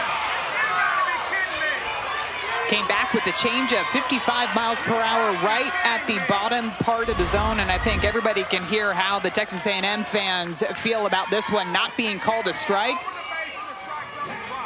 Pretty good pitch. Looks like it clipped that bottom part of the strike zone, but the call goes in ASU's favor.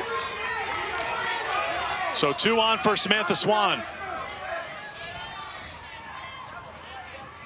Swan 0 for 2 today. Takes strike 1.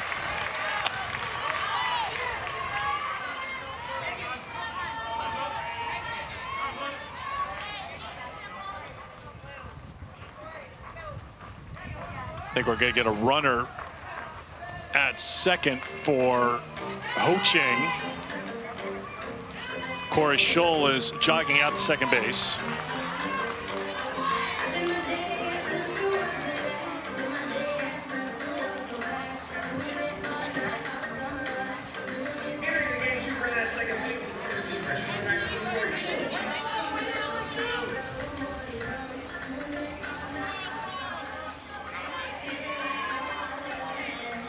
Oh, 0-1 the count to Samantha Swan. 3-2 lead for Texas A&M in a matchup of teams that are 1-0 in the College Station Regional. Winner plays tomorrow, 1 win away from advancing on to the Super Regional round. 0-2 to Swan.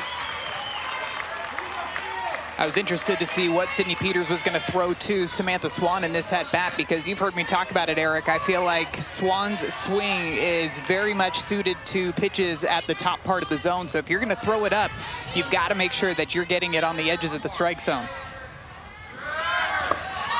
Skipped up there for a ball. It's 1-2. Got her on an off-speed back in the first inning. Then she hit a line drive over to second base on a rise ball up and underneath the hands, but you saw her take a hack at that rise ball that was a bit more over the plate, and she's looking to send that thing out to center field.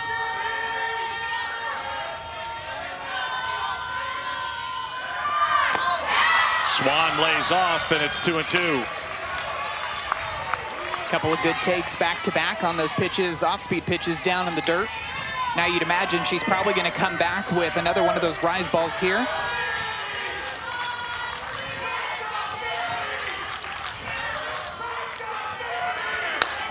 Grounded to third. Powell's got it, steps on the bag, throws the first for the double play.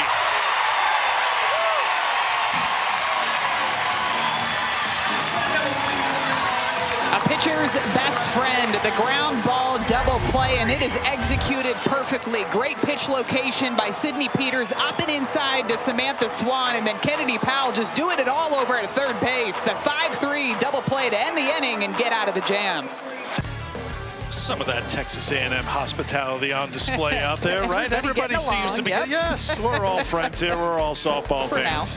We're all fans of the 7 Innings live show in the studio with Chris and Alyssa, joined by Tori and Tara in studio all day today and on Sunday. Check it out on the app. Keep you up to date on everything happening in this big regional Saturday. We've been tracking some of the scores. Florida's looked impressive so far. Back-to-back run rule wins. They beat Georgia Tech today. Alabama got a Jocelyn Brisky one-hitter today to shut out Belmont. How about UCF in the Tallahassee regional. They're in the regional final after a 10-1 win over Stetson. UCF, one of those teams with Coach Cindy Ball Malone, who they always play a stacked schedule at the beginning of the year so that they are prepped when it comes time for postseason. Had to battle back a bit last night. I believe it was one of the 6 walk-offs that I saw last night. In extra innings, 8th inning that it took for them to get that win, 2-1. It's a ball to Paisley Allen, leading off here for Texas A&M in the 5th inning. Paisley 0 for 1 today. Oklahoma State with a win over Stanford. Arizona with a win over Duke. So good day cooking for the Big 12 with UCF and Oklahoma State and Arizona winning. Arizona State would love to join those Big 12 teams celebrating Saturday wins. Texas Tech with their backs against the wall a little bit right now, however. Couple of home runs for Ole Miss in that game off of Nigeri Kennedy. 1 solo shot and 1 3-run home run have been the difference in that ball game, but kind of shocking when you just look at that score to see the Red Raiders down 4-0. 3-2 the count to Allen. Kennedy Bunker and Rachel Connors both with home runs off of Kennedy.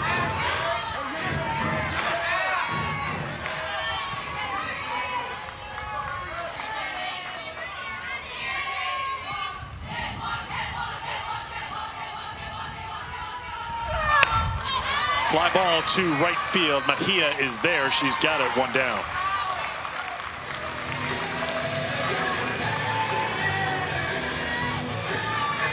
Number 9 hitter Frankie Vrajel will come to the plate. 0 for 1 today. Texas A&M has not trailed in this game. They took a 2-0 lead. Arizona State tied it in the 2nd and 2 and a run in the 4th. Perez with a walk. Golden pinch ran. She came around to score. Vrajel takes ball 1.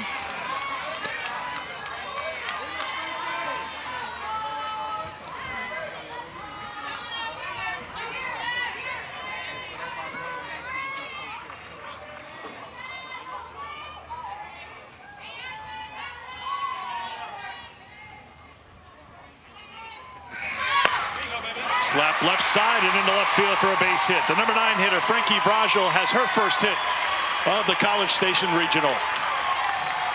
Really nice job by Frankie Vrajel, too, reading the defense. You can see the infield defense playing in just a bit, but she takes a pitch that's more towards the top of the zone and just hits it straight through that 5-6 hole. Went right past the diving glove of Brooklyn Ulrich over at shortstop for a 1-out base hit. Here's Kennedy Powell. Turned that double play last half inning. Fouls it off for strike 1. 0 for 2 at the plate today. By her reaction on that foul ball, I'd imagine she wants that pitch back. Probably a spot that she was looking for, ended up just fouling it off. Now taking a moment to refocus before she gets back into that batter's box.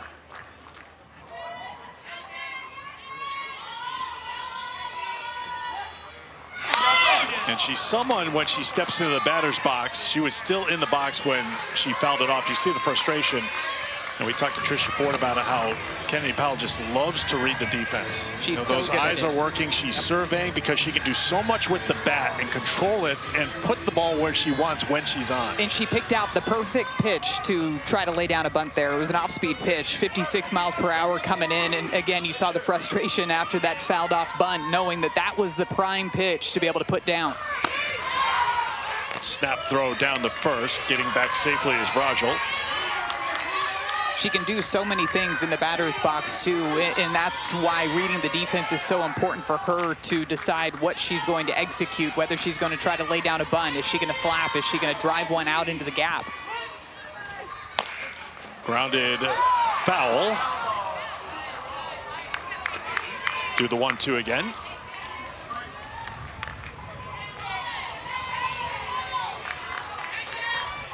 Powell, 3-year starter for this Texas A&M team, senior from Conroe, Texas.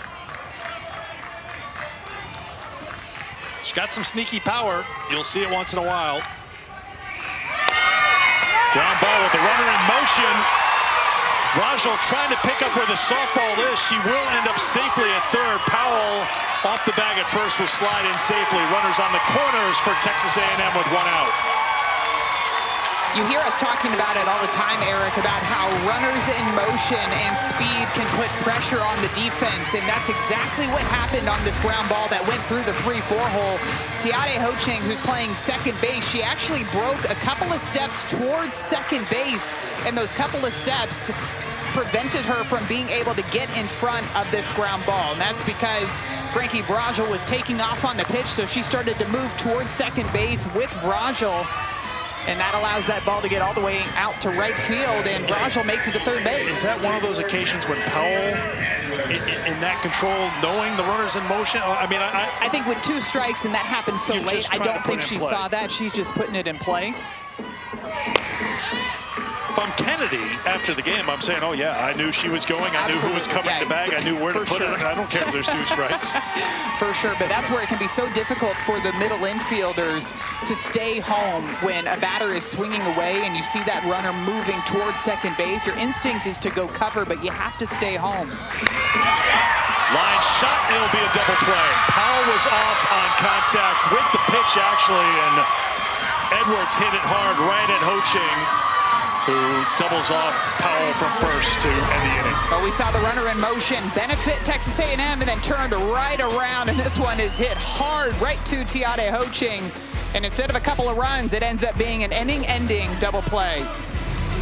Got ourselves a 1-run ball game here in College Station. Michaela Wark going yard, a 2-run shot to give the Aggies the early lead after an illegal pitch was called on Kenzie Brown. She took advantage of it, but it was the Arizona State offense responding immediately. Katie Chester with a 2-run shot of her own. Ariel Kalalewski, who hit a grand slam in yesterday's ball game, hits a base hit out to right field, and Haley Golden is able to advance all the way to third base on the errant throw.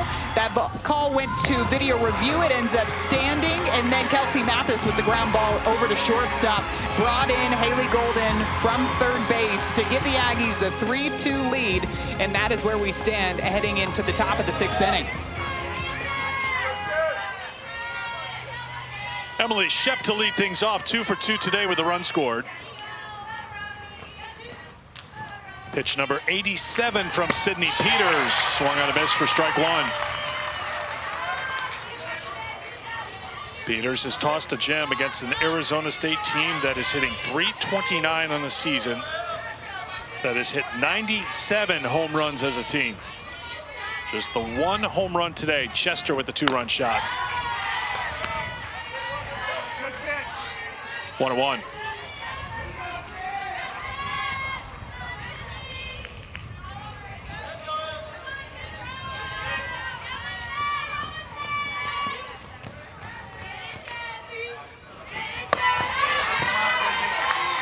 Megan Bartlett that gave Emily the nickname Captain Clutch. Arizona State could use a little bit of that right now here in the 6th, down a run.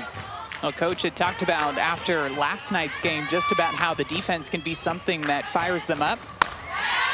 She said that the defense can sometimes put a bit of wind in their sails, and they're a team that likes to capitalize on that defensive momentum. And what better way to get that momentum than an inning-ending double play like we just saw to end the bottom half of the 5th.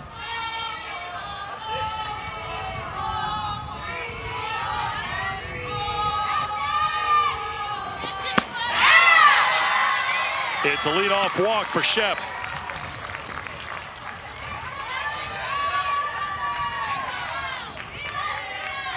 Fourth time in 6 innings that the leadoff has gotten aboard for Arizona State.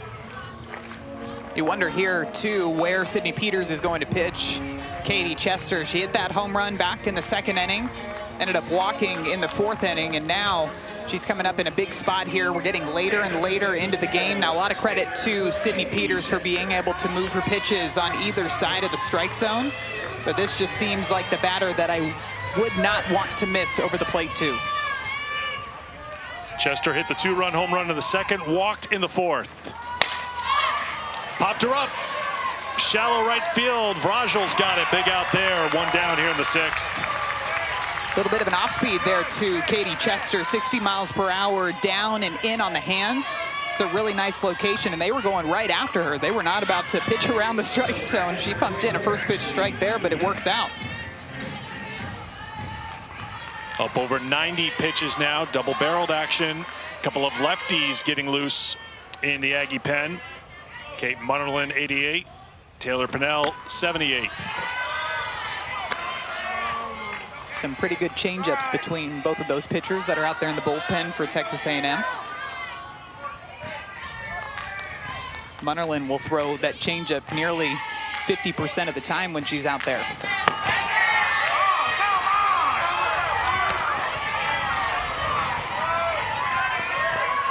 Two 2-0 the count to Ashley Mejia, 0 for 2 today. She homered yesterday in the win over McNeese.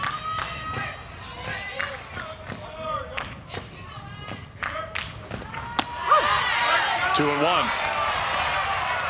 Talked a little bit about it in game with Trisha Ford.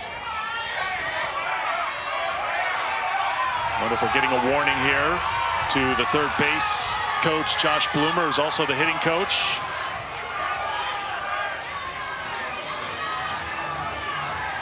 Context clues are telling me that Coach Bloomer is not happy with the strike zone. That last one being called a strike against Ashley Mejia.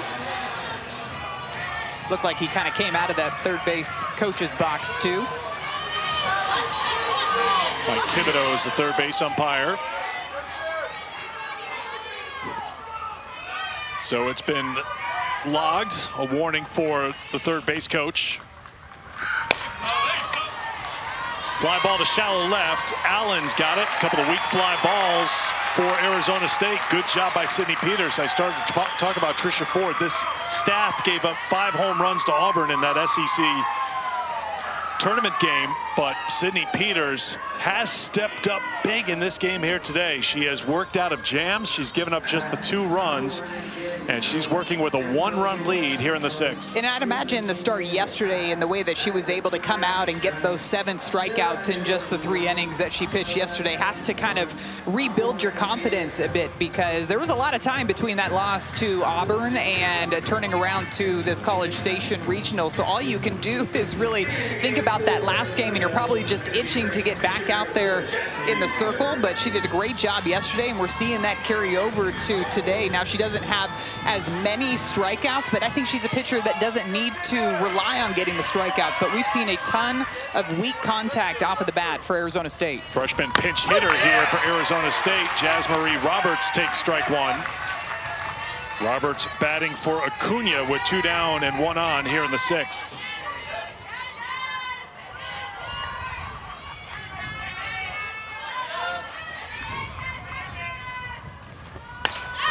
Popped her up on the infield. Peters getting out of the way. Called for by Powell. She puts it away. 3 pop-outs to end the inning. We've played 5 1/2. A&M on top by 1 in College Station.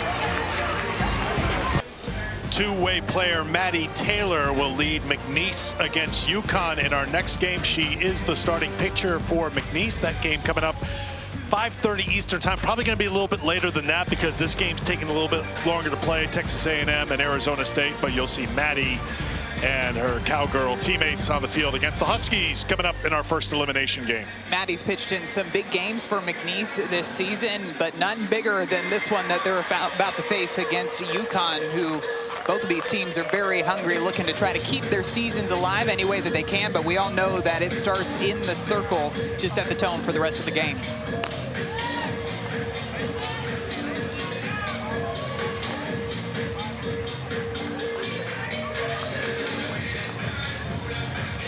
Kenzie Brown getting to work here in the bottom of the 6th. New right fielder for Arizona State, Yazi Avila, freshman, will head out there for Mejia.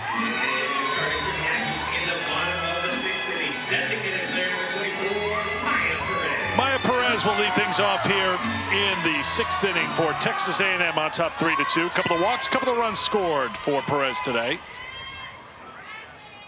Technically, the second run was Golden, the pinch runner.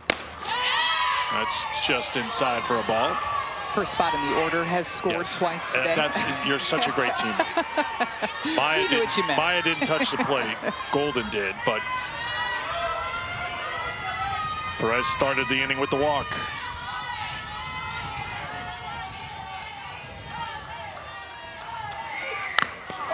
And she's on base again.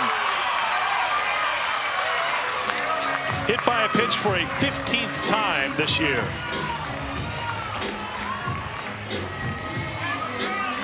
You know she's wanting to swing the bat when she's up in the batter's box, but she will take her base. Even that reaction, she wants to swing. This one looks like it gets her on that right elbow guard. Kenzie Brown trying to work the rise ball in. Michaela Work, strike one. Michaela had the big shot for A&M in this game, a 2-run home run with 2 outs. A lot of 2-out runs yesterday. If you remember that Connecticut game in that big second inning, they had 10 of their runs in that second inning with 2 outs. They ended up scoring 13 in the inning.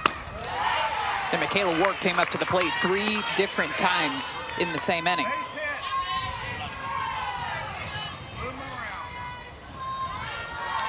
Connecticut pitchers threw 82 pitches in the second inning. By comparison, this is pitch number 74 for Kenzie Brown as she works here in the bottom of the 6th. Popped her up, right side, Ho Ching. Step on the grass, 1 down. Similar pitch that Kenzie Brown got Michaela Work to fly out in her last at bat too. Went back to the rise ball up and inside. Similar location just on the other side of the plate that Kenzie was trying to work to Maya Perez. Seems like the game plan for her, and similar to Sydney Peters, is make sure that these power hitters cannot get their hands extended on those pitches that are on the inner half. Kowalewski on the ground, thrown to second for the force. The toss to first not going to be in time. 2 down, Kowalewski at first.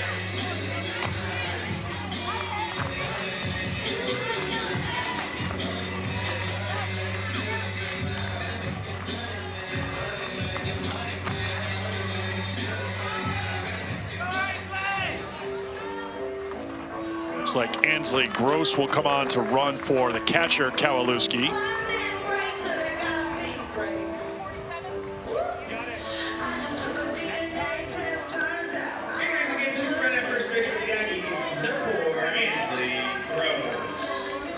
Loser of this game comes back tonight to play the winner of the next game between McNeese and UConn. Winner plays Sunday.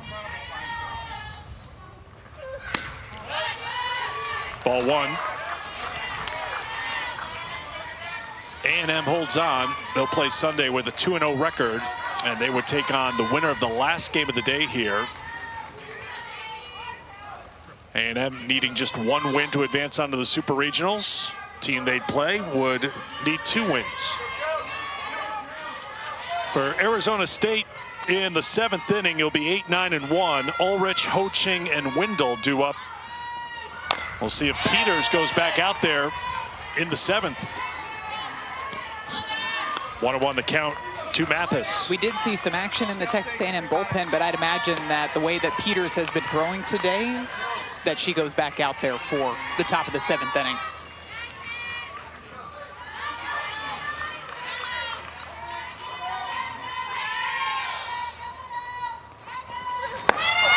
There goes the runner. The throw down the second ends up in center field. Gross will hold on the bag.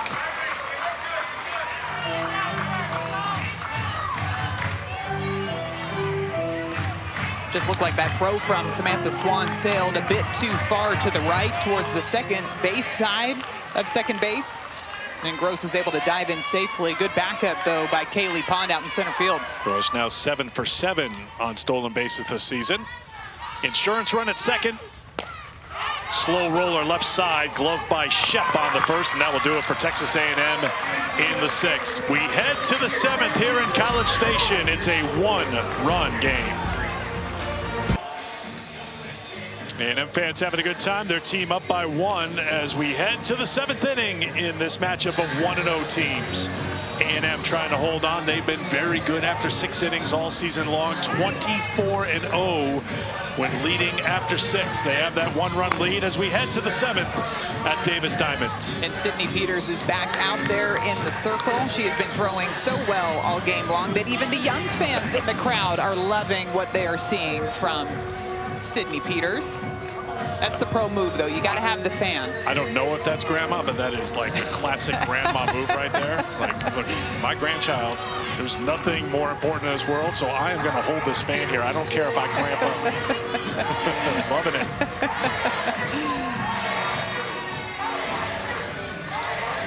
Here we go in the 7th. Ulrich to lead things off. 0 for 2 against Peters today.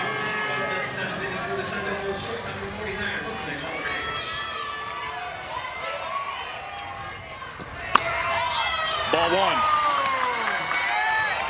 Brooklyn struck out in the 2nd, fouled out to Powell in the 4th.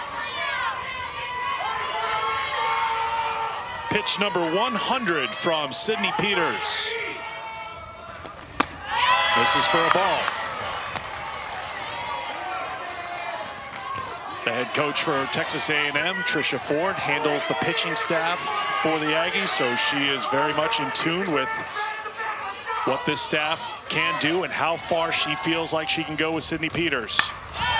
2-0 is fouled off. You'll see coaches, too, have a plan coming into the game, and maybe Sydney Peters going a couple of times through the order and then see and adjust like we talked about. We saw the action in the bullpen, but you've got to read what the game has given you, and I completely agree here. Having Sydney Peters go back out here for the top of the 7th inning, just given the amount of weak contact that we've seen. 2-2.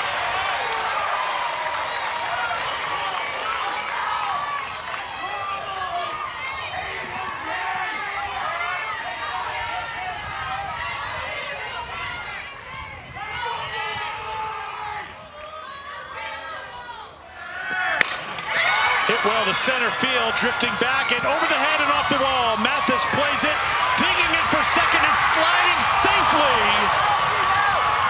is Ulrich. Let's see what Texas A&M will do. Surely they'll challenge. They have 1 remaining. We're in the late innings. The umpires can decide to go to it, but if you have a challenge, you have to burn it right here if you're Texas A&M. What a play by Kelsey Mathis and the tag by Talon Edwards. The question to me, I thought the throw beat her. The question, does Talon keep control of that ball the entire time? The ruling on the field of safe at second base is being challenged by A&M. Play is under further review. I see Edwards. The first thing you see is the glove hit the dirt, and does Ulrich make an amazing slide to avoid the tag? It's there in plenty of time. Ball's a little loose too, but I think she still has control, Madison. I think she's safe. I think that left hand gets into second base before Talon applies the tag. It was a bit of a swim move too by Brooklyn Ulrich. She pulled her right hand back and was reaching with that left hand, and just looking at Ulrich's reaction, she was so pumped up. I think she knew she had avoided the tag. The call on the field is safe. You heard it is being challenged by Texas A&M, and Pittsburgh's taking a look right now.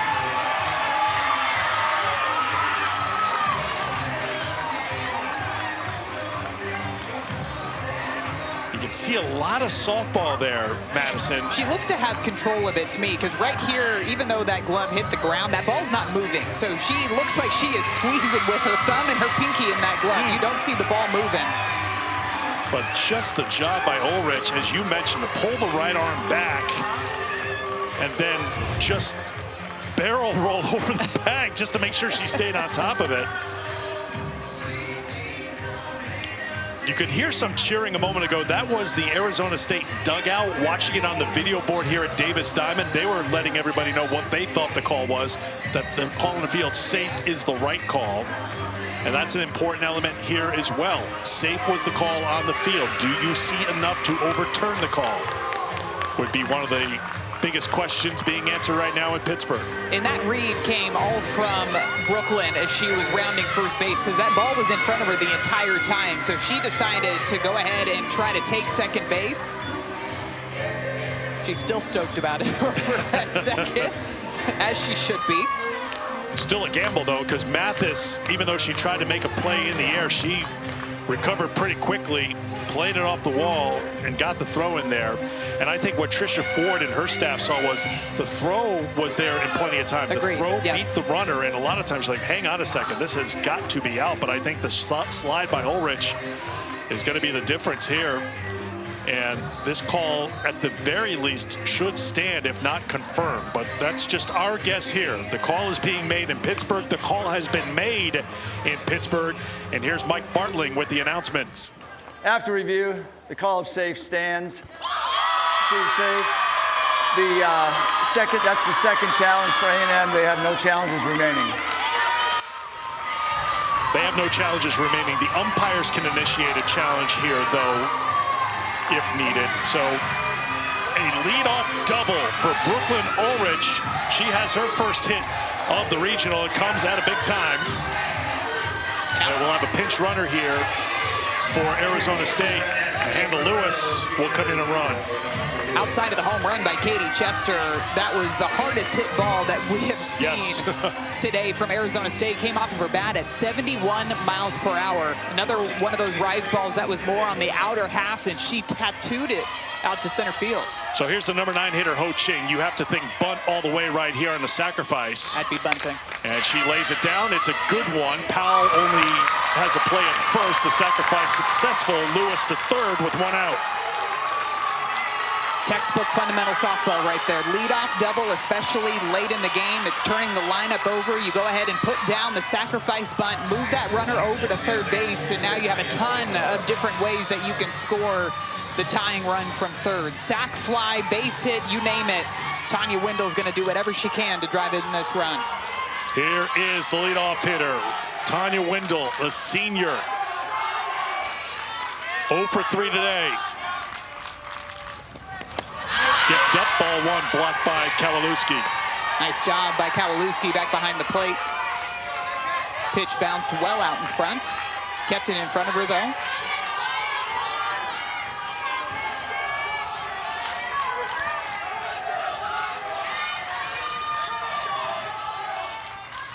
Time called by Kowalewski back behind the plate.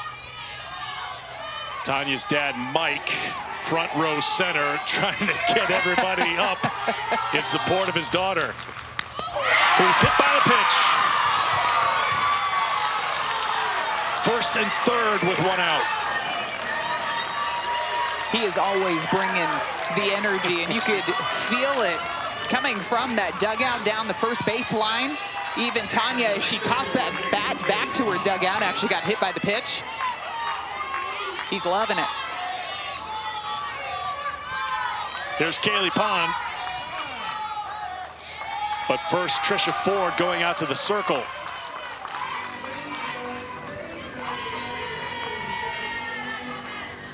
Is this how do we pitch Pond, or is this a pitching change? Looks like a strategy session and sticking with Peters. I'm leaning more strategy here, and given, one, the way that Sydney has pitched so far today, but also looking at the way that she's pitched to the top half of this order, 1 through 3 in the order, they've gotten on base, whether it's been by walks or hit batters, but they do not have a base hit between them. So it also could be to slow things down a bit too, because you can feel the energy, the momentum, and I'm sure a lot of it's coming from Mike Wendell down the first baseline, but you can feel it starting to pick up in that Arizona State dugout. So oftentimes calling time can settle everybody down and try to do whatever you can to get that momentum back into your dugout.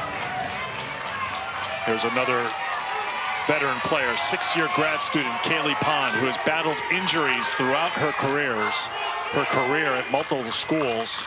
Big spot here with this Arizona State team.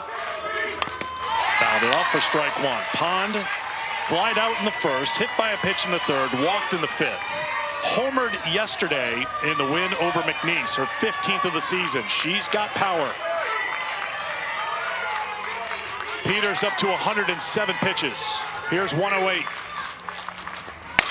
Line shot, base hit, it's a tie game. Arizona State comes through in the 7th. Kaylee Pond delivers. 3-3. when a pitcher is pitching well all game long, sometimes you have to go up there and you have to take a chance. You have to swing at a pitch that's probably going to be called a ball. And that's what happens here with Kaylee Pond. She goes up there with a plan to drive the pitch on the outer half. And so what? It's a couple of inches off of the plate. She still smokes it back up the middle, 74 miles per hour off of her bat to tie up this ball game in the top of the 7th. And that's going to do it for Sydney Peters as Ford is back out to make a pitching change. Kaylee Pond's going to take the opportunity to make sure she celebrates with everybody in the dugout after that go-ahead single. We mentioned the battles with injury. She played at Cal the last 2 years. She was at Iowa State before Cal. She's had multiple knee injuries. She missed 2 seasons total with injuries. And with her collegiate career winding down, she comes up with a huge hit in the College Station Regional. And this is a team who all season long has been dealing with injuries. You've heard Coach Bartlett talk about how resilient this team is and how they've dealt with adversity. And one of the players she talked about was Kaylee Pond, being able to step up in that leadoff spot when Tanya Windle was injured earlier this year. And she steps up again in the biggest moment for Arizona State.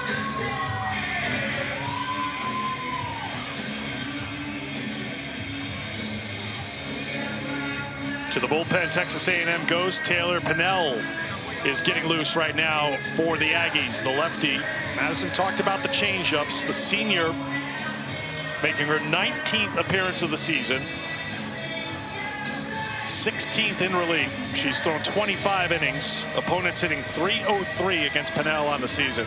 When you think about Taylor Pinnell, you think about her being able to thrive in the closing role. You don't often see closers in softball, but I think she's somebody who has done a really good job with that throughout her career. You'll see her throw the curveball and the rise ball, but it's that changeup. She will throw it early. She will throw it often. She will throw it back to back.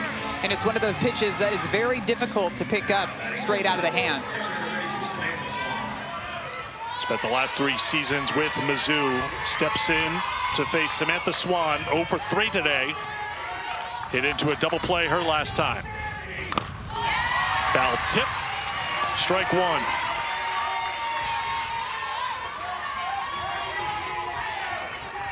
Oh for 3 today, was 2 for 4 with a home run yesterday.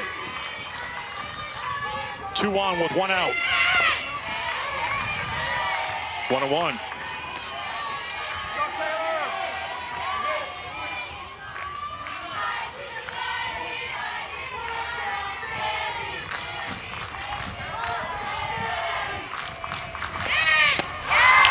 There's that changeup. 1-2. I'd come back with it 3 pitches in a row. She missed the first changeup down in the dirt, but she's not discouraged by that. At times, she'll intentionally bury pitches down in the dirt. I'd come back with another one of those changeups here. She hits Swan with the 1-2 pitch, and the bases are loaded. Came back with the changeup, just hung on to it a bit too long. The pitch before was perfectly executed. Got her into a 2-strike count, and then it hits Samantha Swan on that left shoulder. 2 free passes already in this inning.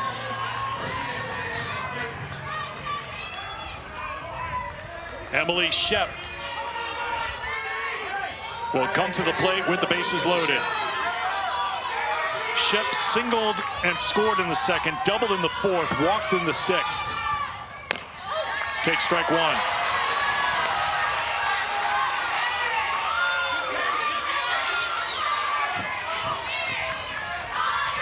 Shep 4 for 6 with the bases loaded this season. Takes a ball.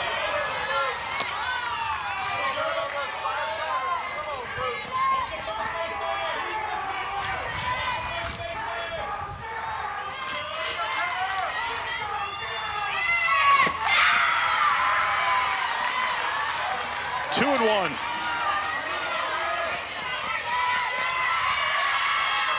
Orlich started the inning with the double. Hoching with the sacrifice.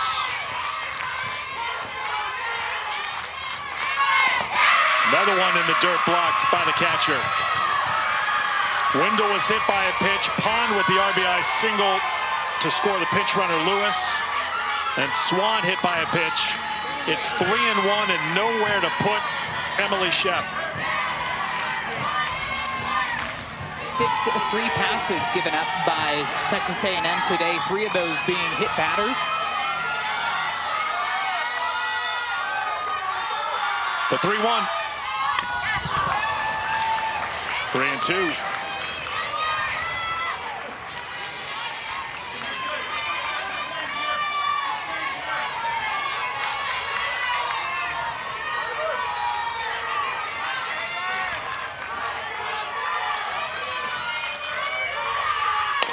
Ground ball, gloved, tagging the bag to get the out. A run does score to put Arizona State in front.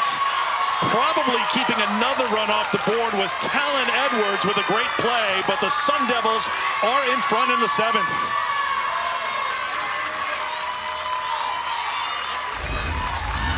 A lot to unpack on this play, but Emily Shep doing a nice job just driving this one back up the middle. How about the play by Edwards straight to KK Dement to be able to get that out over at second base? To your point, Eric, yes, it does bring 1 run across, does give Arizona State the lead, but it prevented another run from scoring. Ball 1 to Katie Chester, hit the 2-run home run for Arizona State. Sun Devils didn't score again until this inning when they've played it 2 to go in front by 1. Fly ball to the center fielder, Mathis. She's in front of it, and she's got it for the final out. 2 runs for Arizona State. They take a lead to the bottom of the 7th here in College Station. We said that Brooklyn Ulrich is swinging a hot bat, and she hit this double at the perfect time, straight off of the wall, and then couple of walks, free passes, and it's Kaylee Pond fired up to tie up the game with the base hit up the middle, and the Sun Devils have the lead. Script flipped in College Station. Texas A&M was 3 outs away from a win here to improve them to 2-0. But it's Arizona State with 2 runs in the top of the 7th, and now Kenzie Brown back in the circle to try to end it for the Sun Devils on top 4-3. And she's going to be facing 7, 8, 9 batters in this Texas A&M offense. 4 strikeouts on the day so far for Kenzie Brown. We've seen at times that Texas A&M has been putting the ball in play, getting on base, but she's done a really nice job of settling down this offense, similar to what we saw with Peters prior to that 7th inning, just working both sides of the plate, mixing speeds a ton too. That changeup has been devastating at times so far today, and limiting the free passes too. Just giving up the 4 hits, Madison. 2 of those hits were in the 5th inning. You pointed out earlier, a double play ended that inning. The defense was there as Kenzie Brown had given up the 2 hits, but was helped out by her teammates. Last inning, she hit Perez to start the inning, but then retired Wark, Kowalewski, and Mathis. And now we head to the bottom half of the 7th inning. KK Dement to lead it off, 0 for 2 today against Kenzie Brown.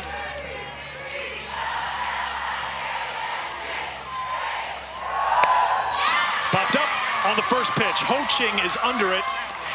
Quickly 1 down.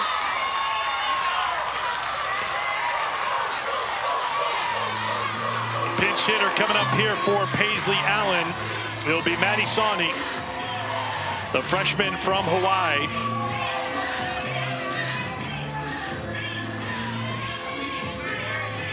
We saw Sawney yesterday in a pinch hitting role. She had an RBI single. She's been a good pinch hitter this year, 9 for 19 as a pinch hitter. She steps in with 1 out here in the 7th.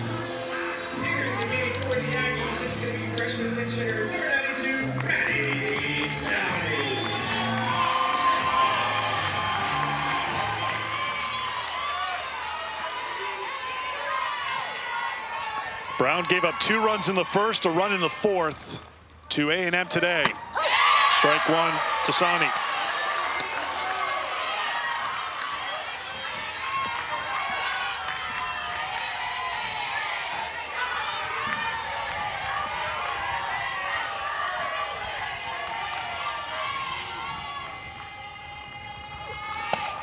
Tried to check. She did on the appeal. It's 1-1. Pretty close call over there on that checked swing. I also thought that that pitch looked pretty good too. One of those off speeds coming in there, 59 miles per hour, right at the knees. She held up. Looks like she held up there.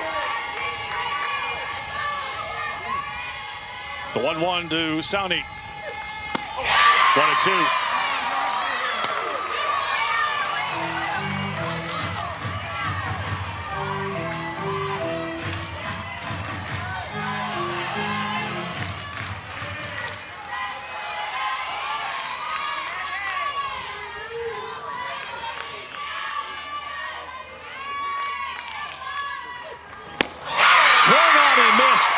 Change-up, 2 down. When that pitch is working, you just keep throwing it and throwing it and throwing it, especially when Sauni just hadn't had a chance to see it at all this game, being a pinch hitter coming in at the bottom of the 7th. That was 3 change-ups in a row. Such great spin on this pitch, too, to be able to pull the string. Kenzie Brown is loving it out there in the circle. 5th strikeout for Brown. Her first since she struck out the side in the 2nd inning. 2 down, and here's Frankie Fragile, the number 9 hitter, 1 for 2 against Brown today. Of those 5 strikeouts today, 4 of them have come off of the changeup.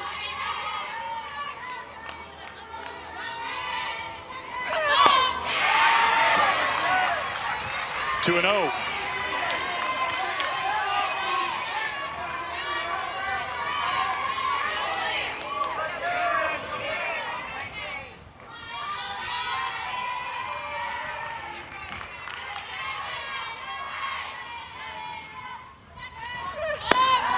Ball 3.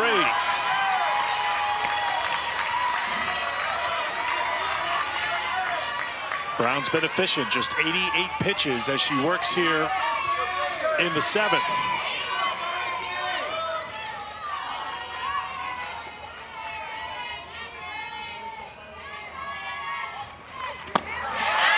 But it's a 4-pitch walk to the number 9 hitter, which means Kennedy Powell will come to the plate with a tying run at first.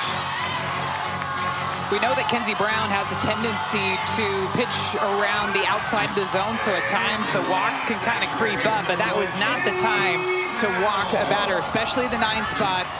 And it's flipping over towards the top of the order. Kennedy Powell with a base hit in her last at-bat out to right field.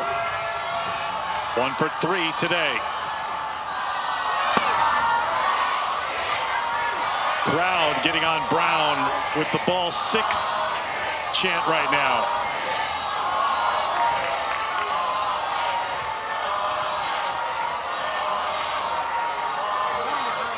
Conversation coming up in the circle. John Bartfeld, the pitching coach for Arizona State, will talk to his battery. Brown and Swan. Really the last 6 pitches too, she's been trying to work that rise ball in the lower part of the zone and she's just missing it. It looks like it's falling out of her hand just a little bit. So trying to get back on track with that rise ball so that she can use that changeup. You also wonder too if Coach Bartfeld was hoping that maybe the walk out to the circle might stop some of the chants in the stands, but did not discourage the Aggie fans at all. They're determined and stubborn. I mean that in a loving way. 1-0, the count to Powell.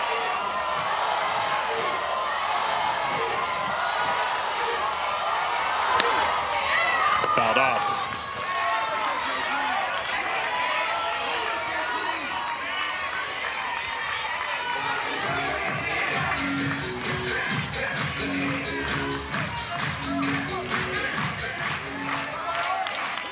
Kennedy Powell, first team all-conference selection in the SEC this year. In a big spot in College Station. And down to her final strike.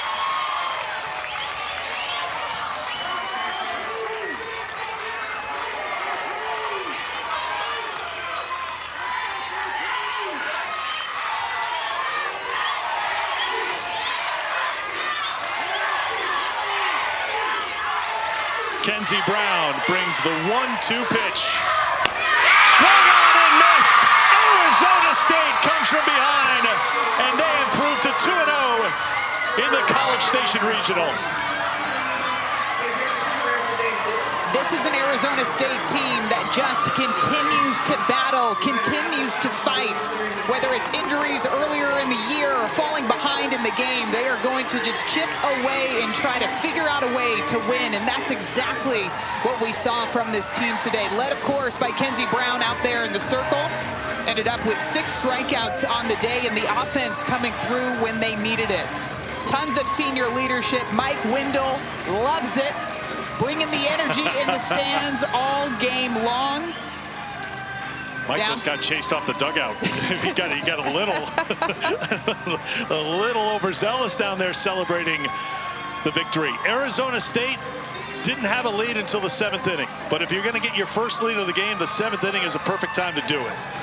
4-3 the final. As Arizona State improves to 2-0. Texas A&M will have to come back and play tonight in an elimination game. Let's take a look at our Capital One rewarding performance delivered off the bat of Kaylee Pond. We saw a lot of moments in this game where the Arizona State team was fired up, but none bigger than this moment for Kaylee Pond.